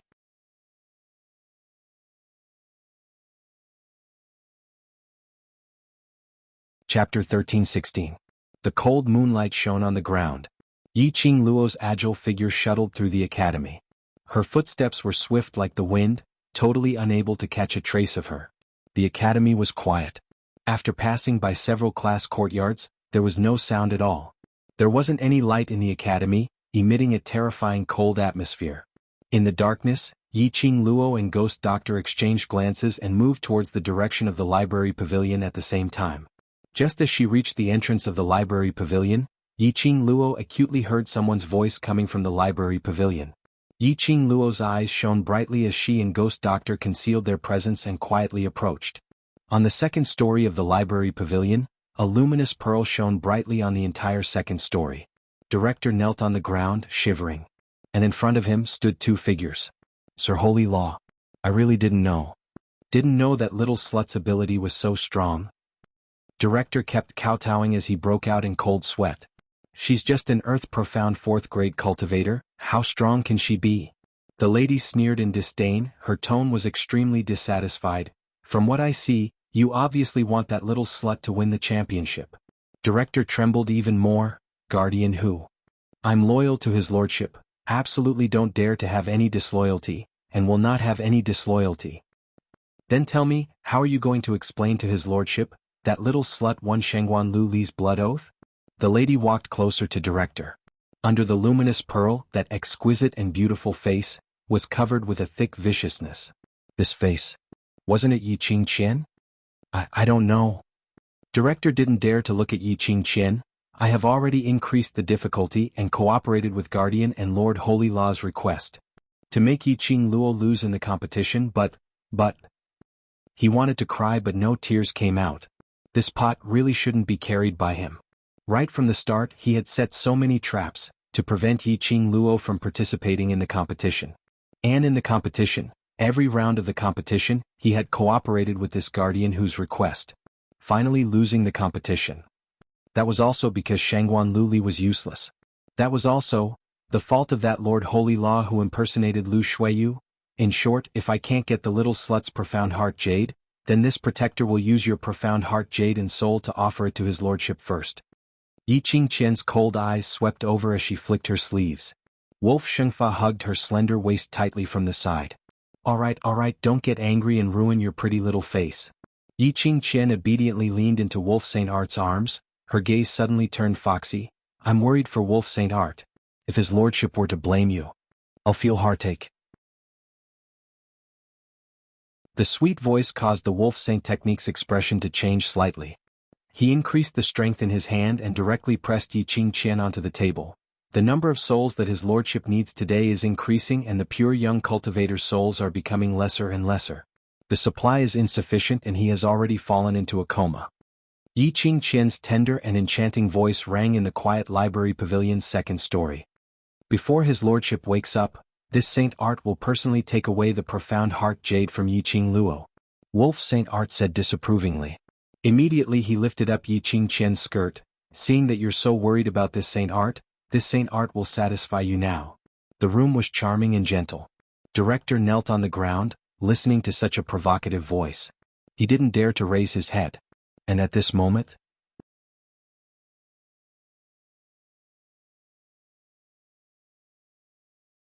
Chapter 13-17. Cough. These two people. Ghost Doctor was after all an old man. Standing with a young lady at the entrance, he heard the sounds of this scene. It was simply too awkward. Pooey. Yiqing Luo spat out a soft sound. Only her lips breathed out without any sound at all. But borrowing the light from the second story's luminous pearl, Ghost Doctor could clearly see Yiqing Luo's lips.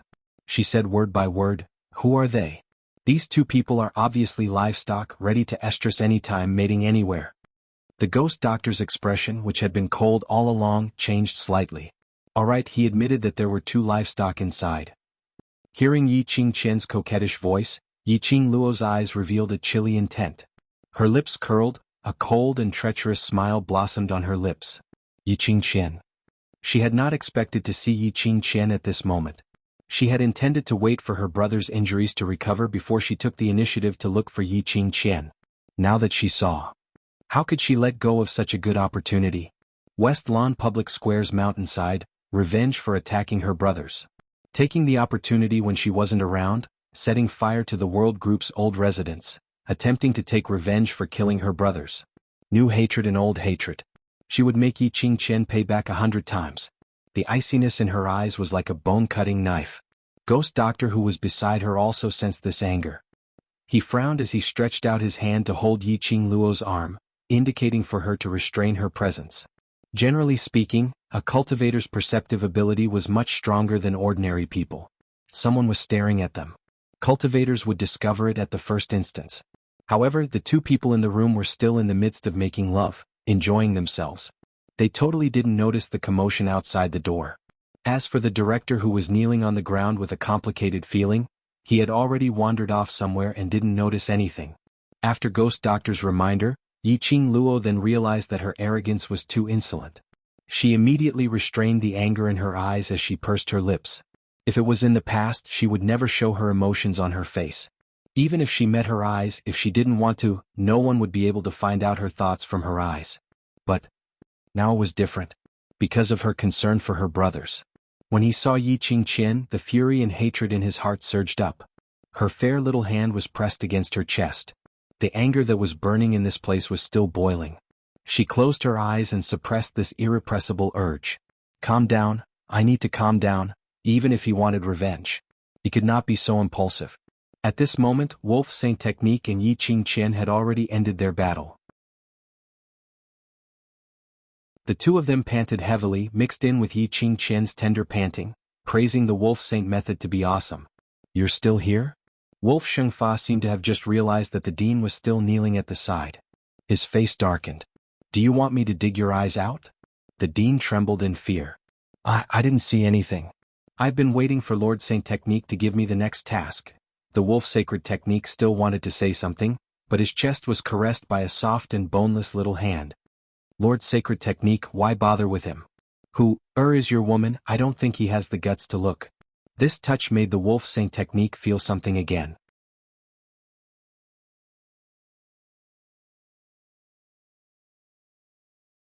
Chapter 13-18. The Dean replied in a trembling voice. South Continent's Blaze Lair, have you heard of it? Wolf Saint Magic asked again. Director, yes I have. Wolf Saint Magic replied, recently there was some movement in the Blaze Lair. South Continent's Imperial Tutor prophesied that there would be a divine object descending into the world. South Continent's major forces swarmed over but no one came back alive.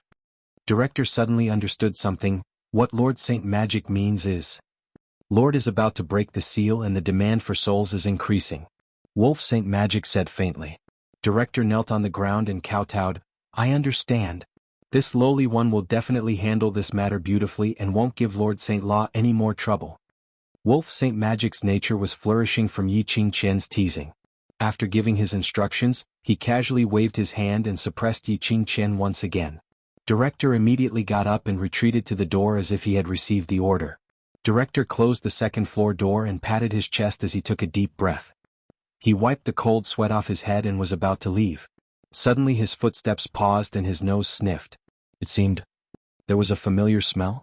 Before he could think deeper, he heard Yi Qingqian's coquettish voice coming from the second floor of the library pavilion. He shrank his neck and quickened his footsteps. That smell should be Guardian Hu's smell. It was better for him to leave earlier. Otherwise, if Wolf Saint Magic knew that he was standing at the door, he would probably think that he had some special feelings for Guardian Hu. After Director's figure disappeared from the library pavilion, the two figures who were hiding in the dark returned to the door. Yiqing Luo looked at the direction where Director left and a trace of coldness appeared in her eyes. At this critical juncture, Wolf Saint Magic could still bring Yi Qingqian to roam freely here. Didn't Dmo Xian ask the Imperial Palace's disciples to destroy Wolf Saint Magic's forces using the Dark Forces as an excuse? Could it be? What new ideas did the Dark Forces come up with to contend against the Imperial Palace? No wonder. That day, Tang Beiyuan wanted to ask Dmo Xian to return to the Imperial Palace. No wonder. She didn't see Dmo Xian around when she woke up this morning. Did he rush back to settle this matter? Southern continents exchange meet. Blaze Lair. They wanted to use the exchange to lure the students of the various academies to the Flame Nest, after which the souls of all the students would be sacrificed to the King of Darkness. To the outside world they could declare, those students had died in the Fire Nest. That was a good idea. Girl, it's time to go back. The ghost doctor's expression was extremely gloomy. He had probably overheard the conversation between the Wolf Saint Magic and the Dean. Both of them had guessed the purpose of the Holy Wolf technique. The ghost doctor probably wanted to discuss this matter with God Pirate. Yiqing Luo nodded her head. Hearing this news, Yiqing Luo naturally didn't think of applying for leave from the director. However, she would not leave so easily. At the very least, he had to let Yi Qingjian taste the bitterness. It wasn't scary. What was terrifying was that Yi Qingqian would rather die than live. Yiqing Luo's slender fingers flicked the profound phoenix ring. He took out a bamboo tube that was about the length and size of a finger. The other hand was holding a medicine bottle. He unscrewed the cap, put the bamboo tube into the bottle and twisted it twice.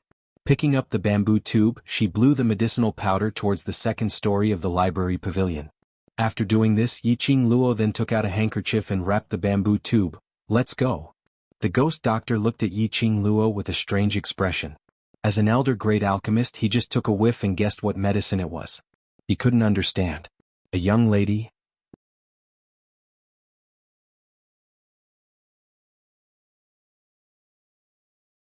Chapter 13-19. This medicine was made up of hundreds of extremely potent medicinal herbs which could make one boil and be in heat were refined. The effect of this medicine was extremely strong. Yiqing Luo named this medicine ecstasy powder. Just a little bit of it? Men would always maintain this hot-blooded state at all times. And the more boiling, the more energetic they were. So energetic that even if there were 5 to 6 women at the same time, they wouldn't feel tired at all. Of course. This kind of boiling spirit, under the condition of being in heat at all times, the woman who was slept with would be miserable. This medicine had no effect on the man's early stage. But under the premise of the man being affected by the ecstasy powder, the woman who had sex with the man would be miserable. The side effects of this medicine would slowly be transferred to the woman's body through the sex, spreading throughout her internal organs. In less than a month's time, this woman's internal organs would dry up and she would die. Even if the doctor came to check her pulse or to dissect the corpse, they could only find out. The woman would die of old organs on the spot. And the man who was affected by the ecstasy powder would unscrupulously overdraft his own energy in this 1 month. Finally, he would die on the woman. Furthermore, Yiqing Luo was very curious. If Wolf Saint technique was bewitched by this medicine and went crazy to forcefully take over Yi Qingqian, would Yi Qingqian split open again like the last time Lung Fenghua was in the Imperial Garden, bleeding profusely? Of course, if Wolf Saint technique really loved Yi Qingqian, no matter what, he would bear with the ecstasy powder's effect for Yi Qingqian, to avoid being too intimate with her? With a status like Wolf Saint technique, he could have as many women as he wanted, just a wave of his hand was enough. Of course. This depended on whether Wolf Saint technique's willpower was strong enough. This depended on whether Yi Qingqian was willing to let Wolf Saint Technique find other women to settle. Most importantly, they were so crazy now. Could Yi Qingqian still walk out of the second story of the library pavilion? Yi Qingluo was looking forward to the next show. After leaving the academy, Ghost Doctor's gaze towards Yi Qingluo was extremely strange. It made Yi Qingluo's hair stand on end. She raised her hands in surrender. Master Ghost Doctor, ask whatever you want to ask. Don't look at me like that. That medicine. How did you get it? Moreover, there were a few medicinal herbs that even he couldn't ask about. The attention of the Ghost Doctor, who was obsessed with refining medicine, was completely attracted by this medicinal herb. Give me that medicine bottle. Yi Qingluo's expression turned strange as she looked suspiciously at Ghost Doctor. Master Ghost Doctor, you're already so old, using medicine to raise your own physical strength. Isn't it a little too much? Speaking of this, Yi Qingluo paused for a moment. Seeing that the Ghost Doctor's expression was becoming darker and darker, she hugged her head and softly admitted defeat. Master Ghost Doctor, if you really want this type of medicine, I'll specially refine a pill for you some other day. At least it won't harm your body. Take out the medicine. The Ghost Doctor couldn't take it anymore, his white brows trembled. Yi Qingluo pouted as she retrieved the bottle of ecstasy powder from the profound phoenix ring. The Ghost Doctor snatched it away and stuffed it into his sleeves. Yi Qingluo's lips twitched. Do you need to be so robber? In the past, she was the one who snatched other people's things without saying a word. Now that it was her turn to be snatched, she didn't dare to voice out her anger. This feeling was really aggrieved. Seeing Ghost Doctor holding the medicine bottle, not even turning his head back as he walked towards the direction of the villa.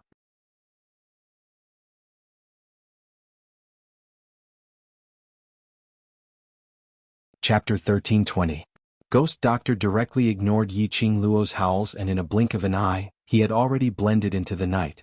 Yi Qingluo touched the red veil on her face. She'd better return to Shi family's residence to rest first and go to the academy tomorrow morning to apply for leave from the director. Just as she was about to raise her hand and pull down the veil, the wind brought along a strange smell. Her ears twitched and indeed heard the sound of something breaking through the air. Her expression sunk slightly and her figure swiftly stretched out. An enchanting red dress in the night drew an alluring arc. That red remnant shadow seemed to have added a beautiful shadow to the night. Bam! A loud sound was heard. The place where Yi Qingluo was standing earlier instantly collapsed into a deep pit. The surrounding dust flew up, and in that deep pit, a sharp arrow could be faintly seen. Arrow? Someone wanted to kill her? Yi Qingluo stared at that arrow which was stuck into the ground. Its tail was still shaking as she squinted her eyes. Before she could ponder deeply, someone had already submitted the answer. Only to hear an extremely familiar voice coming from the darkness. That tone was filled with thick hatred and anger. I just heard that little slut Yi Qingluo's voice over there. Go and search. Go and search. When he mentioned Yi Qingluo's name, Yi Qingluo could hear the sound of teeth grinding in these 3 words. There was a feeling of wanting to tear her into pieces and skin her alive. Yi Qingluo's brows rose as she stopped her footwork. She directly crossed her arms and stood on the original spot. With a smile which didn't look like a smile, she looked towards the direction where the voice was getting nearer. From the alley, 10 overkillers with bows and arrows walked out. And behind the 10 overkillers stood a middle-aged man who was bent over in battle. He pushed a wheeled chair which was similar to a modern wheelchair. On that chair sat a lady with a pale face, like a ferocious ghost. This person was none other than Shangguan Lioli. Ever since the day before yesterday, her profound jade heart was dug out by Yi Qingluo. She had completely lost her status in the Shangguan family. A waste without a profound jade heart. The Shangguan family didn't need her at all. Shangguan Lioli had completely become an abandoned chess piece. Even her own brother, Shangguan Fangi, had no intention of saving her. He only gave her enough money to live the rest of her life without worrying about food and clothing. He also agreed to send her to the Shangguan Outer Sect Side Courtyard tomorrow so that she could live the rest of her life in peace. Shangguan Outer Sect Side Courtyard. Ah, what kind of place is that? That was the place where the Shangguan family's sinful slaves, good-for-nothings, or young masters and ladies who had committed crimes had been distributed over the years. She was the most favored 5th daughter of the Shangguan family. Why would he go to the Outer Sect Side Courtyard? This was basically asking her to die. She would never go. Shangguan Liuli had placed all the blame on Yiqing Luo for her fate falling to such a state. It was Yiqing Luo who caused her to lose everything. It was Yiqing Luo who turned her from the glorious fifth miss into a wastrel. Hence, he held on to the belief that even if he died he would drag Yiqing Luo into hell together with him. Shangguan Liuli gave the money that Shangguan Fangyi had given her to the Hall of Assassins. 10,000 gold coins in exchange for 17 killers. 2 gold medal assassins and 15 silver medal assassins. These were enough to make Yiqing Luo die without a burial ground.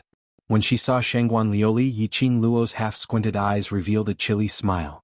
Good fellow. She came just in time. She was feeling extremely depressed right now. When she saw Yiqing Qian, she had no choice but to rush up without any hesitation to seek revenge for her injured brothers. This anger was still stuck in her chest with nowhere to vent it out. Shangguan Liuli appeared. TSK.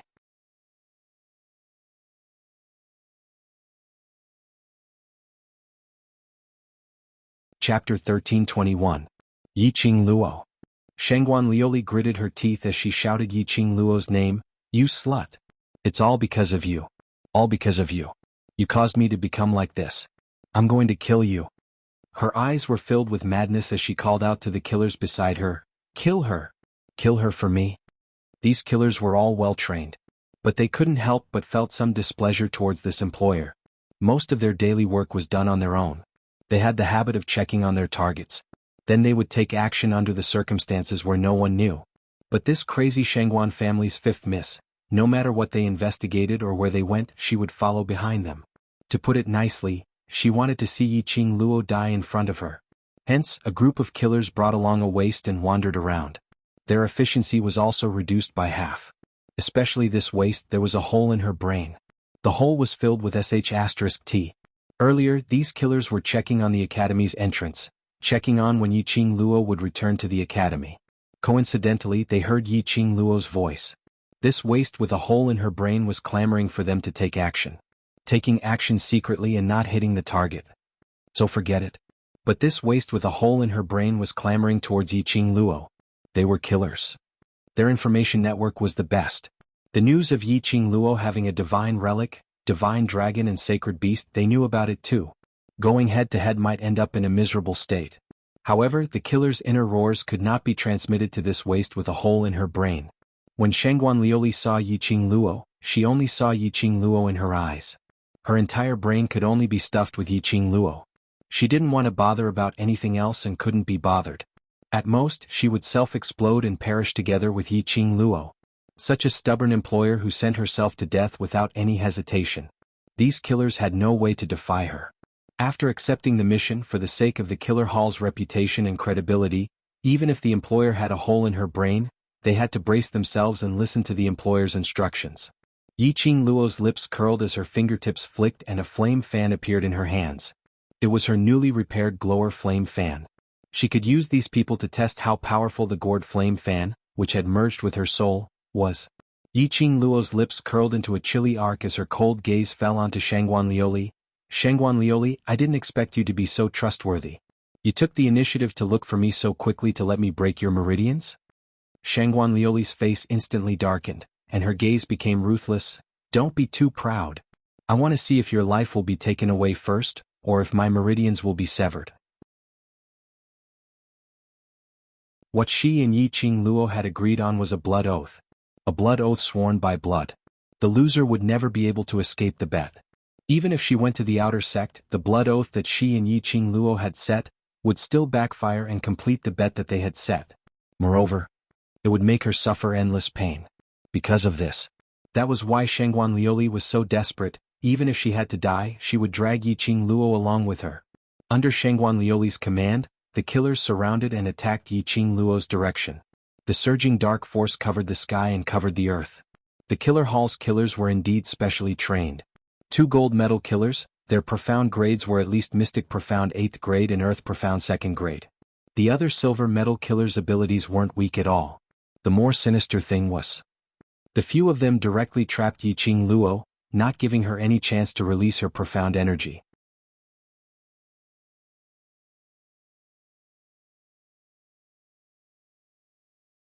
Chapter 1322. If it was an ordinary person, under the rain of arrows, they would absolutely not have the ability to evade. But Yiqing Luo was different.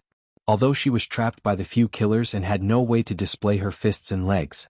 But she had her own set of footwork.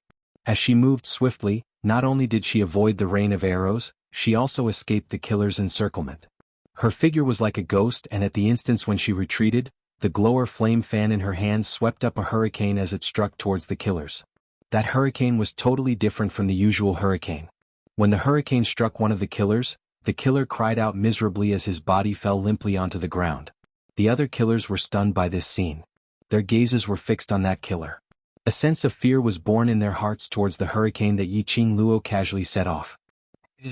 A sound as though something was being torn apart was heard. Everyone's gazes turned towards the direction of the sound. Then they saw. That originally limp corpse was like a fountain as thin lines of blood gushed out from its body. Even those killers who were used to killing scenes and whose hands were stained with blood were stunned by this strange scene. Just as the assassins looked at the corpse that was covered in blood and was still gushing out like a fountain, a shrill scream rang out. Not knowing when Yiqing Luo had broken through those killers' array and circled to Shangguan Liuli's back. The feather fan flipped around her fingertips. A dagger slid out from the handle of the fan as it stuck to housekeeper Shangguan's neck. Soundlessly, it took away housekeeper Shangguan's life. And at the next instance, Yiqing Luo's dagger, which was stained with blood, was already on Shangguan Liuli's neck. She didn't use much strength. Just stuck to her neck. They could see the open wound on her neck and the blood oozing out. As it blended with the blood on the dagger, Shangguan Liuli's entire body turned stiff as she didn't dare to move at all. Unbelievable. Yiqing Luo was actually able to get close to her silently and kill housekeeper Shangguan under the situation where the gold medal killers were obstructing her? Gold medal killers. 2 gold medal killers.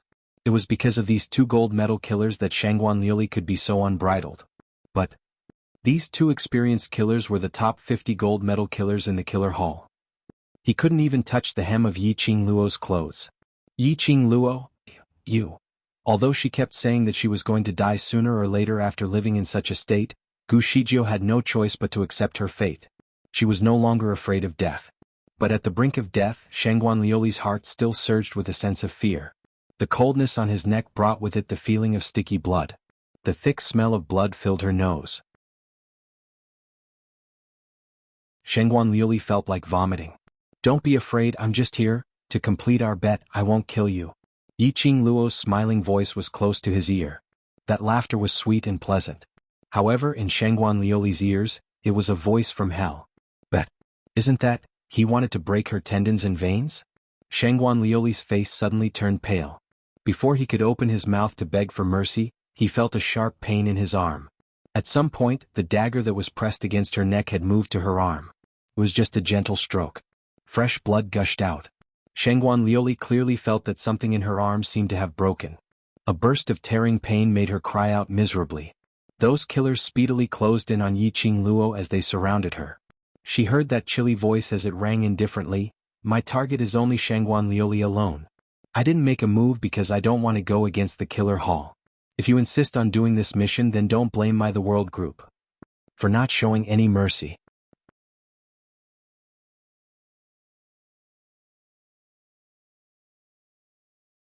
Chapter 1323. The Hall of Assassins had a resounding reputation in the Nirvana realm. There were branches of the Hall of Assassins in all 4 continents. If it was possible, Yiqing Luo didn't want to have any conflict with the killer hall. To be precise, none of the mercenary groups wanted to have a conflict with the Hall of Assassins. Of course, even if Yiqing Luo were to kill these killers now, the Hall of Assassins would not go against the World Mercenary Group indiscriminately. After all, the Hall of Assassins had accepted the assassination. Yiqing Luo's retaliation was also a legitimate self-defense. But now, Yiqing Luo had given the assassin hall enough face by saying these words. The killers naturally didn't doubt Yiqing Luo's ability. Earlier, Yiqing Luo only moved her fan slightly and easily took away a killer's life. Without anyone noticing, he had quietly gotten close to Shangguan Liuli and killed the Shangguan housekeeper. It was enough to prove that as long as Yiqing Luo made a move, killing all of them wasn't a big problem at all. The few killers looked at each other in dismay, as though trying to guess the meaning behind Yiqing Luo's words. The 2 gold medal assassins exchanged the most glances. "I am your employer. I spent a lot of money to hire you. If you all dare to defy the Assassin Hall's mission orders, I'll announce to the entire world that your Assassin Hall doesn't abide by credibility. Shangguan Liuli was not a fool. At this moment, how could she possibly allow Yiqing Luo to join forces with the Killer Hall to counterattack her? The expressions under the masks of the assassins changed in different ways. Each of them had their own thoughts. These people from the Hall of Assassins were usually very straightforward and decisive, killing as they pleased. They would not waste time going around in circles with their employers and mission targets. However, the situation today was different. How would a dead person announce it to the world? Yiqing Luo laughed softly. She slowly lowered her head and moved closer to Shangguan Liuli's ear. Her voice was so strange that it sent chills down one's spine. The well-trained killers of the Hall of Assassins are not fools. As long as I kill you, not only will the Hall of Assassins obtain all of your coins for free, but they will also be able to make another friend. Why not? Although these words were said to ridicule Shangguan Liuli, in fact he was speaking to the dozen or so assassins.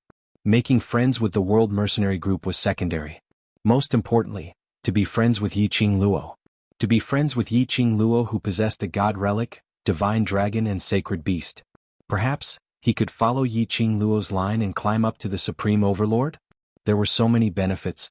Why would he risk his life for this mission? Immediately, a gold medal assassin cupped his fists and said, "Sorry for the offense."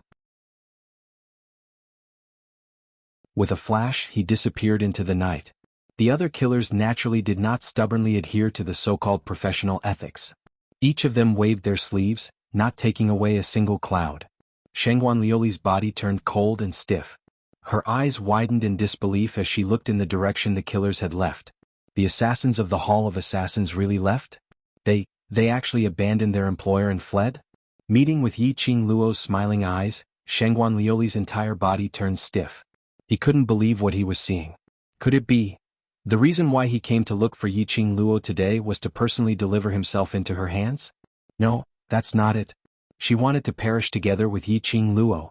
Looking at Yiqing Luo's complacent smile, Shangguan Liuli's eyes instantly shot out an intense murderous intent. Her eyes turned red as she suddenly raised her remaining hand and pressed hard against her own heart. Yiqing Luo, let's go to hell together.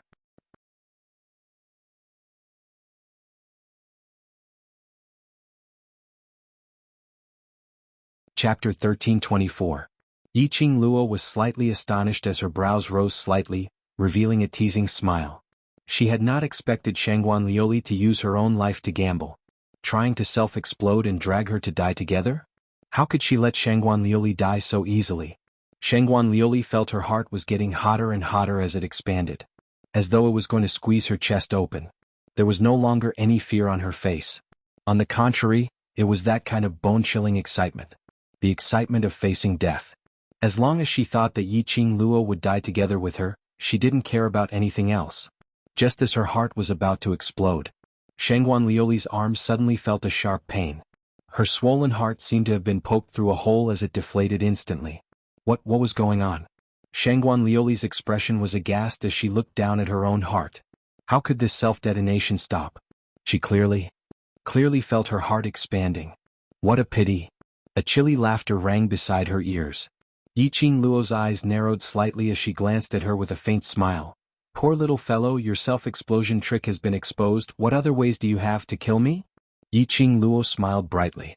Her smile was like a blooming flower, exceedingly beautiful. However, the dagger that slid out from her fan handle was doing something completely different from her expression. The sharp dagger shone with a silver luster. One stab at a time, carefully and slowly cutting Shangguan Liuli's other arm. Tendons severed. Shangguan Liuli cried out miserably as her arms hung limply by the side of the chair. Next. It's your two legs' turn. Yiqing Luo's voice was gentle as her smile was like an innocent young lady. The dagger in her hand followed along Shangguan Liuli's arm as the tip of the dagger pressed against her body, slowly sliding downwards. The icy cold touch made Shangguan Liuli not dare to move. Earlier when she self-exploded without any fear. At this moment, her tensed-up emotions completely relaxed. She was afraid. She was afraid. She didn't want to die. She didn't want to die in front of Yiqing Luo. Ah. The shrill screams made it impossible for Shangguan Liuli to think about anything else. She felt a sharp pain in her legs as if something sharp had pierced through them. The smell of blood in the air was getting thicker and thicker. I cut the wrong place. Yiqing Luo cried out in surprise, I'm really sorry, I don't quite understand the tendons and meridians on the feet, let's start again. Wrong again. Why is it so difficult to find the veins in your leg? Tiske. Wrong again? This lasted for the time it took to brew a cup of tea. Both of Shangguan Liuli's legs were already covered with bloody holes. Yiqing Luo withdrew her feather fan and wiped her sweat. Finally cut off the tendons on your leg, it's really not easy. Shangguan Liuli screamed in pain, her voice hoarse. The pain in her body and the feeling of losing blood caused her to be in extreme pain. Shangguan Liuli screamed at the top of her lungs, You killed me! Kill me if you can. Just kill me. She would rather die than suffer such torture. So painful. So painful that she didn't even have the energy to bite her tongue to commit suicide. Our bet has come to a successful end. Yiqing Luo yawned and was about to say something.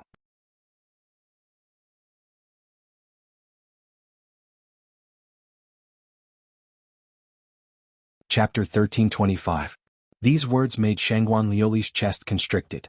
A mouthful of blood gushed out from her throat. Would Yiqing Luo let her off? Would Yiqing Luo be so kind to send her back to the Shangguan family? How could that be possible? She wouldn't believe it. Shangguan Liuli suppressed the surging fishy taste in her throat as her eyes were like a ferocious ghost as she stared fiercely at Yiqing Luo. Yiqing Luo, I will not let you off even if I become a ghost. I will not let you off. That voice was filled with hatred and resentment. Yiqing Luo's brows rose slightly as her lips curled into an elegant smile as she squinted at her. Then you should at least have the chance to become a ghost. Shangguan Liuli's expression congealed as her pupils were filled with fear. What do you want to do? No chance to become a ghost? Could it be? Yiqing Luo wouldn't even let her soul off? It's not what I want to do, but you yourself gave up your own soul. Yiqing Luo raised her brows as she explained patiently. Shangguan Liuli shook her head in disbelief.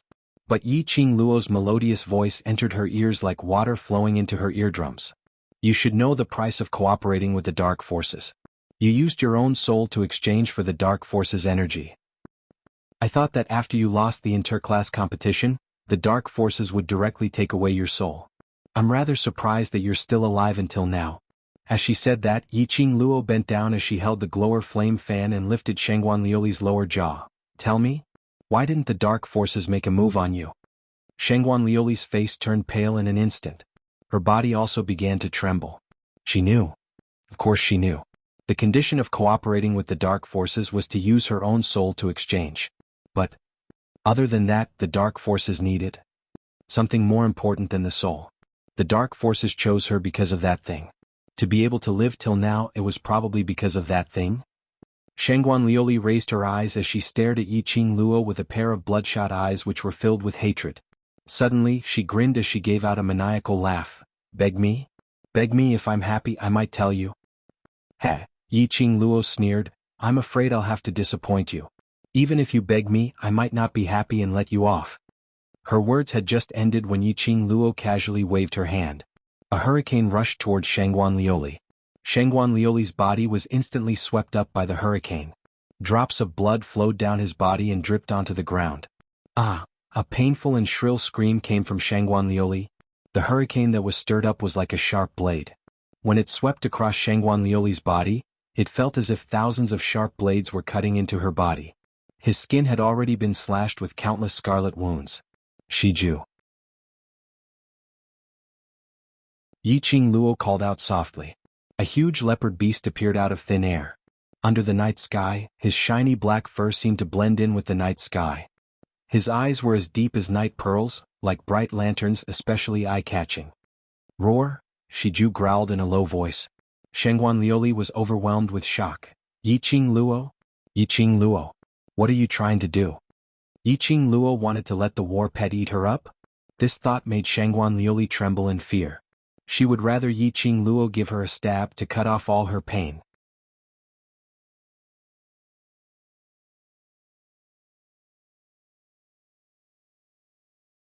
Chapter 1326. Hold her in your mouth. Yiqing Luo calmly gave the order. Shiju's figure was like the wind, and in the blink of an eye, it had caught Shangguan Liuli, who was swept up in the air by the hurricane, and held her in its mouth. Its sharp teeth shone with a piercingly cold light under the moonlight. Shangguan Liuli screamed. The rich smell of blood stimulated Shiju to swallow its saliva continuously. He licked Shangguan Liuli with his tongue. Shangguan Liuli's screams grew more and more shrill. Yiqing Luo, you can't do this. It can't eat me. If it eats me, it will violate the rules of battle pets. Perhaps she was frightened by Shiju's tongue. Shangguan Liuli didn't know where she got the strength from, but she kept struggling. The wounds on his body also split open due to the struggle. The blood that oozed out instantly filled Shiju's mouth. Shiju held Shangguan Liuli in its mouth as it let out a low growl and its breathing became heavier. As a carnivorous battle pet, he could not eat such a delicacy. It was too torturous for a beast. Shiju. Yiqing Luo cried out sharply, awakening Shiju's consciousness. She beckoned to it. Shiju resisted the impulse in his heart as he speedily dashed towards Yiqing Luo's side. A lady who was drenched in blood and kept on struggling due to fear, landed in front of Yiqing Luo at a close distance. That pair of eyes, which had already been dyed red with blood, met with Yiqing Luo's peerless beauty as Shangguan Liuli stopped struggling. She stared at Yiqing Luo in terror, as her heart was filled with anger, hatred and resentment. But at this moment his greatest feeling was fear. If she had to drag Yiqing Luo to die together with her, she wouldn't even bat an eyelid. But if she was tortured by Yiqing Luo to the point of living a life worse than death, she was afraid. Yiqing Luo was simply a devil. A demon who killed without spilling blood. At this moment, Shangguan Liuli saw a smile on Yiqing Luo's face. Her eyes widened in horror. He tried to move away. But Shiju's sharp teeth firmly bit her. Yiqing Luo's fingers pinched a tiny pill as she placed it by the side of Shangguan Liuli's mouth. No matter how Shangguan Liuli resisted. In the end, this small pill still entered Shangguan Liuli's stomach. What did you give me to eat? Shangguan Liuli's voice was hoarse as she screamed and wanted to vomit out the pill. Yiqing Luo only smiled. A pair of enchanting eyes glowed with a seductive luster under the night sky. Her pink lips slightly opened and her voice was calm and indifferent. Shiju, take her to the Warcraft forest and throw her to the 3rd or 4th floor. Watch her being eaten until not even her bones are left and then come back to me. Shiju blinked its huge eyes. Don't even think about stealing it. If I find out that you have eaten human flesh, I will not hesitate to drive you back to your mother's side. Yiqing Luo's next sentence made the radiance in Shiju's eyes dim down. Roar? Shiju responded in a low voice. No matter how delicious human flesh was, it couldn't compare to being able to follow the owner. Holding Shangguan Liuli in its mouth, Shiju moved its limbs and dashed towards the direction of the magical beast forest. Shangguan Liuli's screams gradually drifted away. Yiqing Luo only retracted her gaze when the voice disappeared completely. She pulled out a handkerchief and carefully wiped the blood stains on the dagger. Looking at the dagger, which was glowing brightly once again, she then kept the glower flame fan properly. Following that, her charming eyes fixated on a certain spot in the darkness. Her gaze was calm, without any trace of emotion. How much longer do you want to peek? A chilly voice dispersed along with the wind. Under the night sky, a crimson figure walked out from the darkness. A crimson-colored brocade robe, wrapped tightly around the young man's slender and tall figure. As the young man neared, the air seemed to be condensed as though it was frozen by frost.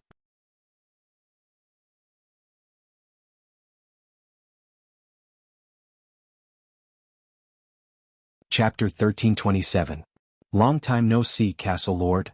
Yiqing Luo looked at the young man in front of her as she said with a smile.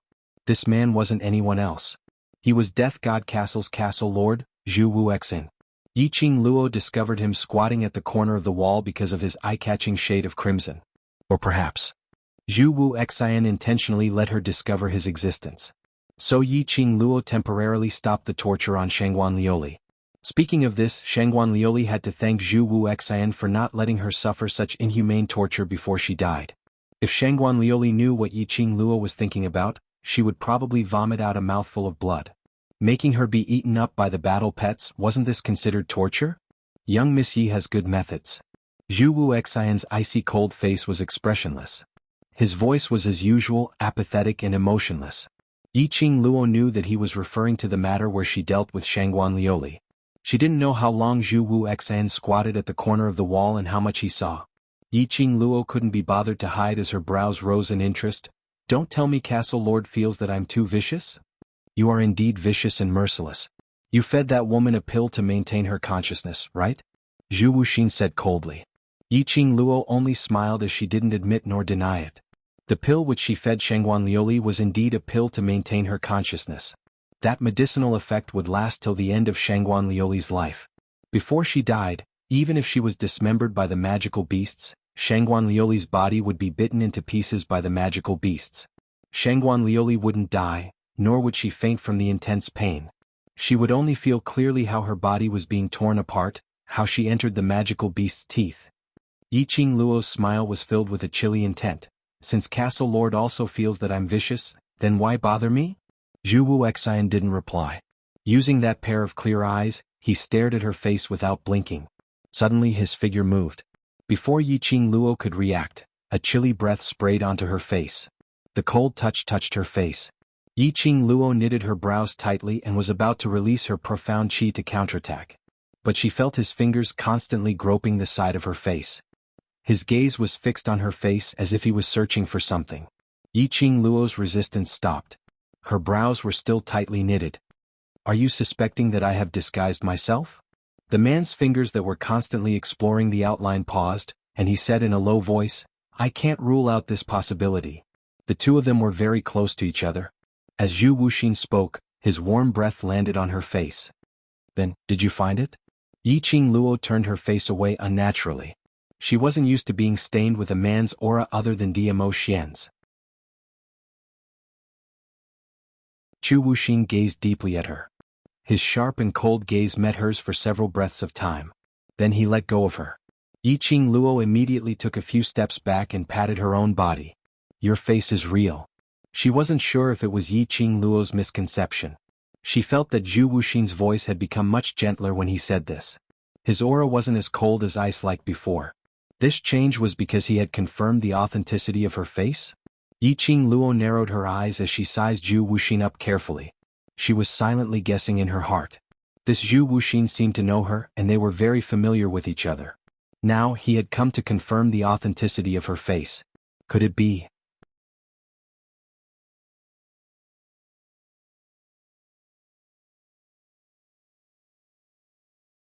Chapter 1328. Something wasn't right. She had taken over this body for such a long time. She had long become one with this body. In her memories there was no such person named Zhu Wuxin. For a man with such a strong presence like Zhu Wuxin, if she had met him before, how could she not recognize him? Had Zhu Wuxin remembered wrongly? Or had she really forgotten about Zhu Wuxin? Seeing Yi Qingluo remaining silent, Zhu Wuxin's gloomy gaze was fixated on her eyes, as though he was trying to find out some information from her gaze. Their eyes met and after some time Yi Qingluo's brows rose as she gave a teasing smile. I'm so sorry to disappoint Castle Lord. The one who has this face is a vicious and merciless woman. Following that, a cold intent flowed past her charming eyes. She smiled faintly, so Castle Lord, don't be affected by this face of mine. Saying that, she turned around and strode into the night. Her red dress was as enchanting as a blooming rose. As she walked, it was as though she was a raging flame, as she drew an arc in the air like the setting sun. Momentarily, it dyed Zhu Wuxin's clear eyes red. The expression on his face at this instant had some changes. He fixed his gaze on Yi Qingluo's departing figure. Until Yi Qingluo was about to disappear, that serene and cold voice floated into Yi Qingluo's ears along with the wind. If you want to live on, being vicious and merciless is a necessary method. You're not wrong. Yi Qingluo's footsteps halted. When she turned back, that crimson figure had already disappeared. That sentence of his. What did it mean? Was he finding an excuse for her vicious and merciless actions? Although that was what he said, but his tone was filled with helplessness and a tinge of desolation. What was he trying to do? Did he feel that she would be able to live better in this world in this way? Or did he feel that the current her and the one in his memories was different? Just as she was searching for those memories of herself and Zhu Wuxin, her waist suddenly tightened as an elegant sandalwood scent entered her nostrils. Warmth instantly enveloped her petite body. Yi Qingluo's body stiffened and after she felt the familiar embrace, she softened. Before she could even open her mouth, her body was forcefully straightened, facing the man. An overbearing and forceful kiss landed on her lips. This kiss seemed to be asking for something urgently, scorching and overbearing, making Yiqing Luo unable to catch her breath. Ah Xian. Yiqing Luo's muffled voice spilled out from her entwined lips. You, how? What responded to her was an even more intense kiss. Not knowing how long had passed, Yiqing Luo felt dizzy and her body turned soft like a puddle of water before Diamo Xian stopped this suffocating kiss. She leaned against his chest, gasping for air. The powerful arm around her waist tightened even more. Ah Xian. She gasped lightly as she called out Diamo Xian's name. Beside her ears, the sound of the man's heavy breathing came wave after wave. The scorching air hit her skin. After hugging for a long time, Yiqing Luo's breathing finally adjusted. She lifted her head, her eyes still containing a hint of seduction. When she met with that pair of peach blossom eyes which seemed to bear all the tenderness in the world, Yiqing Luo's heart trembled fiercely. She looked at his eyes in a daze as though she had already sunk into that peach blossom forest, unable to extricate herself. Other than me, you're not allowed to think of any other man.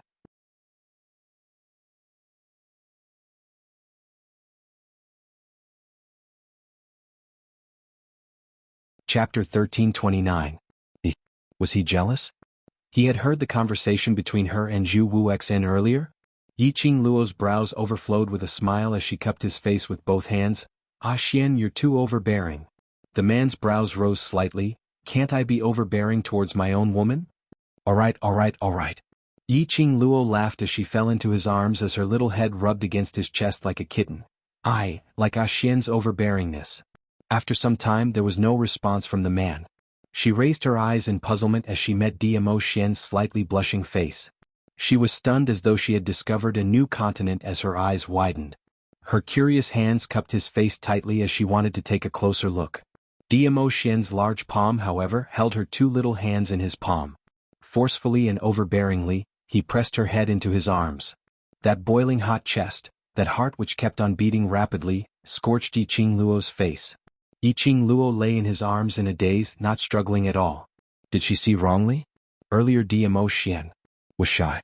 The Diamo Xian who teased her till her pink bubbles were about to swell, teased her till her amorous heart was in turmoil, teasing her till she didn't want it anymore. He actually felt shy? Because of a sentence from her, he felt shy? Was she seeing things or her eyes twitched? You're interested in Zhu Wuxia. A low hoarse voice floated from above her head. His voice was tense as though he was anxiously trying to change the topic. But this indeed made Yiqing Luo shift her gaze. After all, taking the opportunity when Diamo Xian was shy to tease him or something? This thought was not valid. She was totally sure. Once she took the opportunity to tease Diamo Xian, she would absolutely not tease Diamo Xian till his pink bubbles were about to swell, and would not tease Diamo Xian till his amorous heart was in turmoil. On the contrary, she would once again be teased by Diamo Xian shouting, Don't. Without a doubt, the ending would definitely become like this.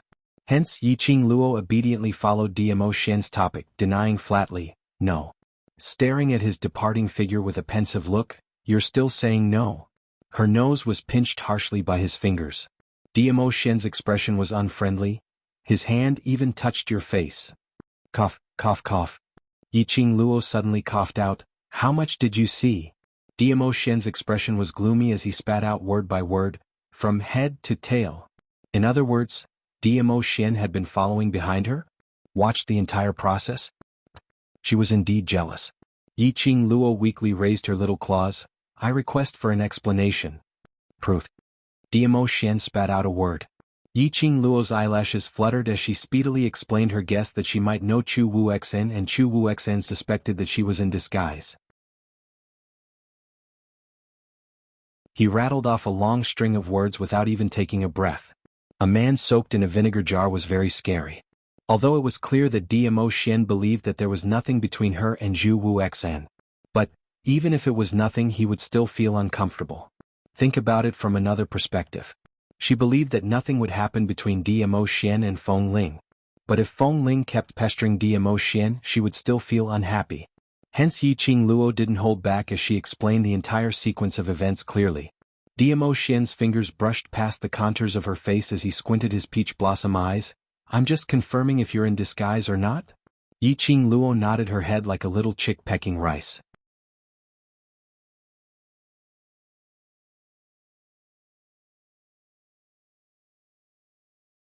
Chapter 1330. Yiqing Luo's lips felt extremely scorching from his slender fingers. This man was flirting with her again. His flirting was so natural that it made one blush. Earlier she must have seen wrongly when she saw him being shy. His ability is above mine and his speed is also above mine. I didn't intentionally let him touch me, so you can't blame me? Yiqing Luo pursed her lips as her eyelids drooped down. Zhu Wuxian was standing right in front of her in an instant. She didn't even have a chance to react. Furthermore, he wants to prove if I'm the real Yiqing Luo. If I don't let him personally verify that I'm not in disguise, then things will become even more complicated. Just as she was saying that, Dmo Xian's finger took the opportunity to enter her lips. So you obediently allowed his dirty hand to touch your face? The man's voice was extremely soft, revealing a sliver of dangerous aura. His low and hoarse voice gave off an intoxicating allure. Yiqing Luo felt a chill down her spine. The finger that was moving on her teeth seemed to have some magical power. Her heart started to beat faster. The blushing young lady raised her eyes slightly. A pair of bewitching eyes looked towards Dmo Xian. Then, how do you want to punish me? Under the silent night, Yiqing Luo clearly heard the man's throat making a rumbling sound. That peerless face was covered with an expression that made her blush to her ears. His gaze was naked, as though he could see through her clothes and see everything about her. Dmo Xian's long arms tightened, as he couldn't wait to rub the young lady's soft body into his body. His hoarse voice was filled with magnetism. There's still a few more days. Yiqing Luo trembled slightly. She knew what he was asking. How many more days was her menstruation period? Perhaps it was because she had been teased by Dmo Xian for a long time. Her body was already used to Dmo Xian's touch and teasing. Just sniffing his scent and listening to his voice. Yiqing Luo felt her legs turning into jelly as her entire body felt limp. She didn't get any response from the young lady. Dmo Xian's brows rose slightly as the hand which was around her waist suddenly moved downwards towards her abdomen. Not willing to say? Then I'll check personally. Just as it reached her lower abdomen, the hand was pressed down by the girl in a panic. The young girl's red face was filled with anger and humiliation. Beast? Yiqing Luo gritted her teeth and spat out, "Test, test, test. What the hell are you doing?" As he said that, he angrily flung Dmo Xian's hand away. They were still on the street. There was even a corpse lying on the ground. Was it really okay for him to touch her body like that? Even if he was in heat, he had to look at the place. Yiqing Luo glared at the man who had an evil smile on his face and pushed him away. Go back to the mansion, come back tomorrow to apply for leave. Looking at the back view of Yiqing Luo leaving in a huff, Dmo Xian laughed heartily. The more she laughed, the faster Yiqing Luo left. The moment she turned around, her entire face was flushed red. She couldn't help but think to herself, if I had known that I would fall into the hands of this man, I would have done more research on seducing men in the 21st century. Then she flirted with Dmo Xian till he didn't want to. The next day, after Yiqing Luo woke up, she didn't see Dmo Xian's figure as usual. She rubbed her forehead and muttered to herself, beauty is the bane of men. Being teased left and right by Dmo Xian, she had forgotten to tell him about what she had overheard in the academy. She also forgot to ask where he had gone for the whole day. If she saw him today, she must ask clearly.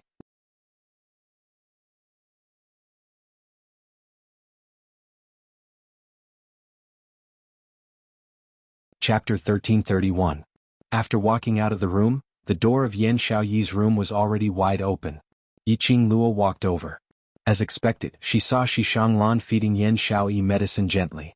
Yan Xiaoyi was drinking the medicine with a blank look. Her eyes were empty and lifeless, not knowing what she was thinking about. Shishanglan said something in a low voice but didn't get any response from Yan Xiaoyi, but he still continued to talk. Hearing a sound from the door, Shishanglan stopped his rambling and turned his head towards the door. When he saw Yiqing Luo, he smiled warmly. Good morning, Miss Yi. Good morning. Yiqing Luo walked into the room and took a look at the medicinal soup in Shishanglan's hands. Today the academy is summoning the students back to the academy. I intend to apply for leave for them, so I'll have to trouble young Master Shi to take care of my brothers. Xiaoyi's brothers are my brothers, Miss Yi, please rest assured. Shishanglan put down the medicinal soup in his hands and smiled sincerely. Yiqing Luo's vision fell onto the medicine bowl which was put down. A deep meaning flashed past her eyes. Shishanglan seemed to have noticed that his actions were inappropriate as he hurriedly reached out to take that medicine bowl. Yiqing Luo's speed was faster than him.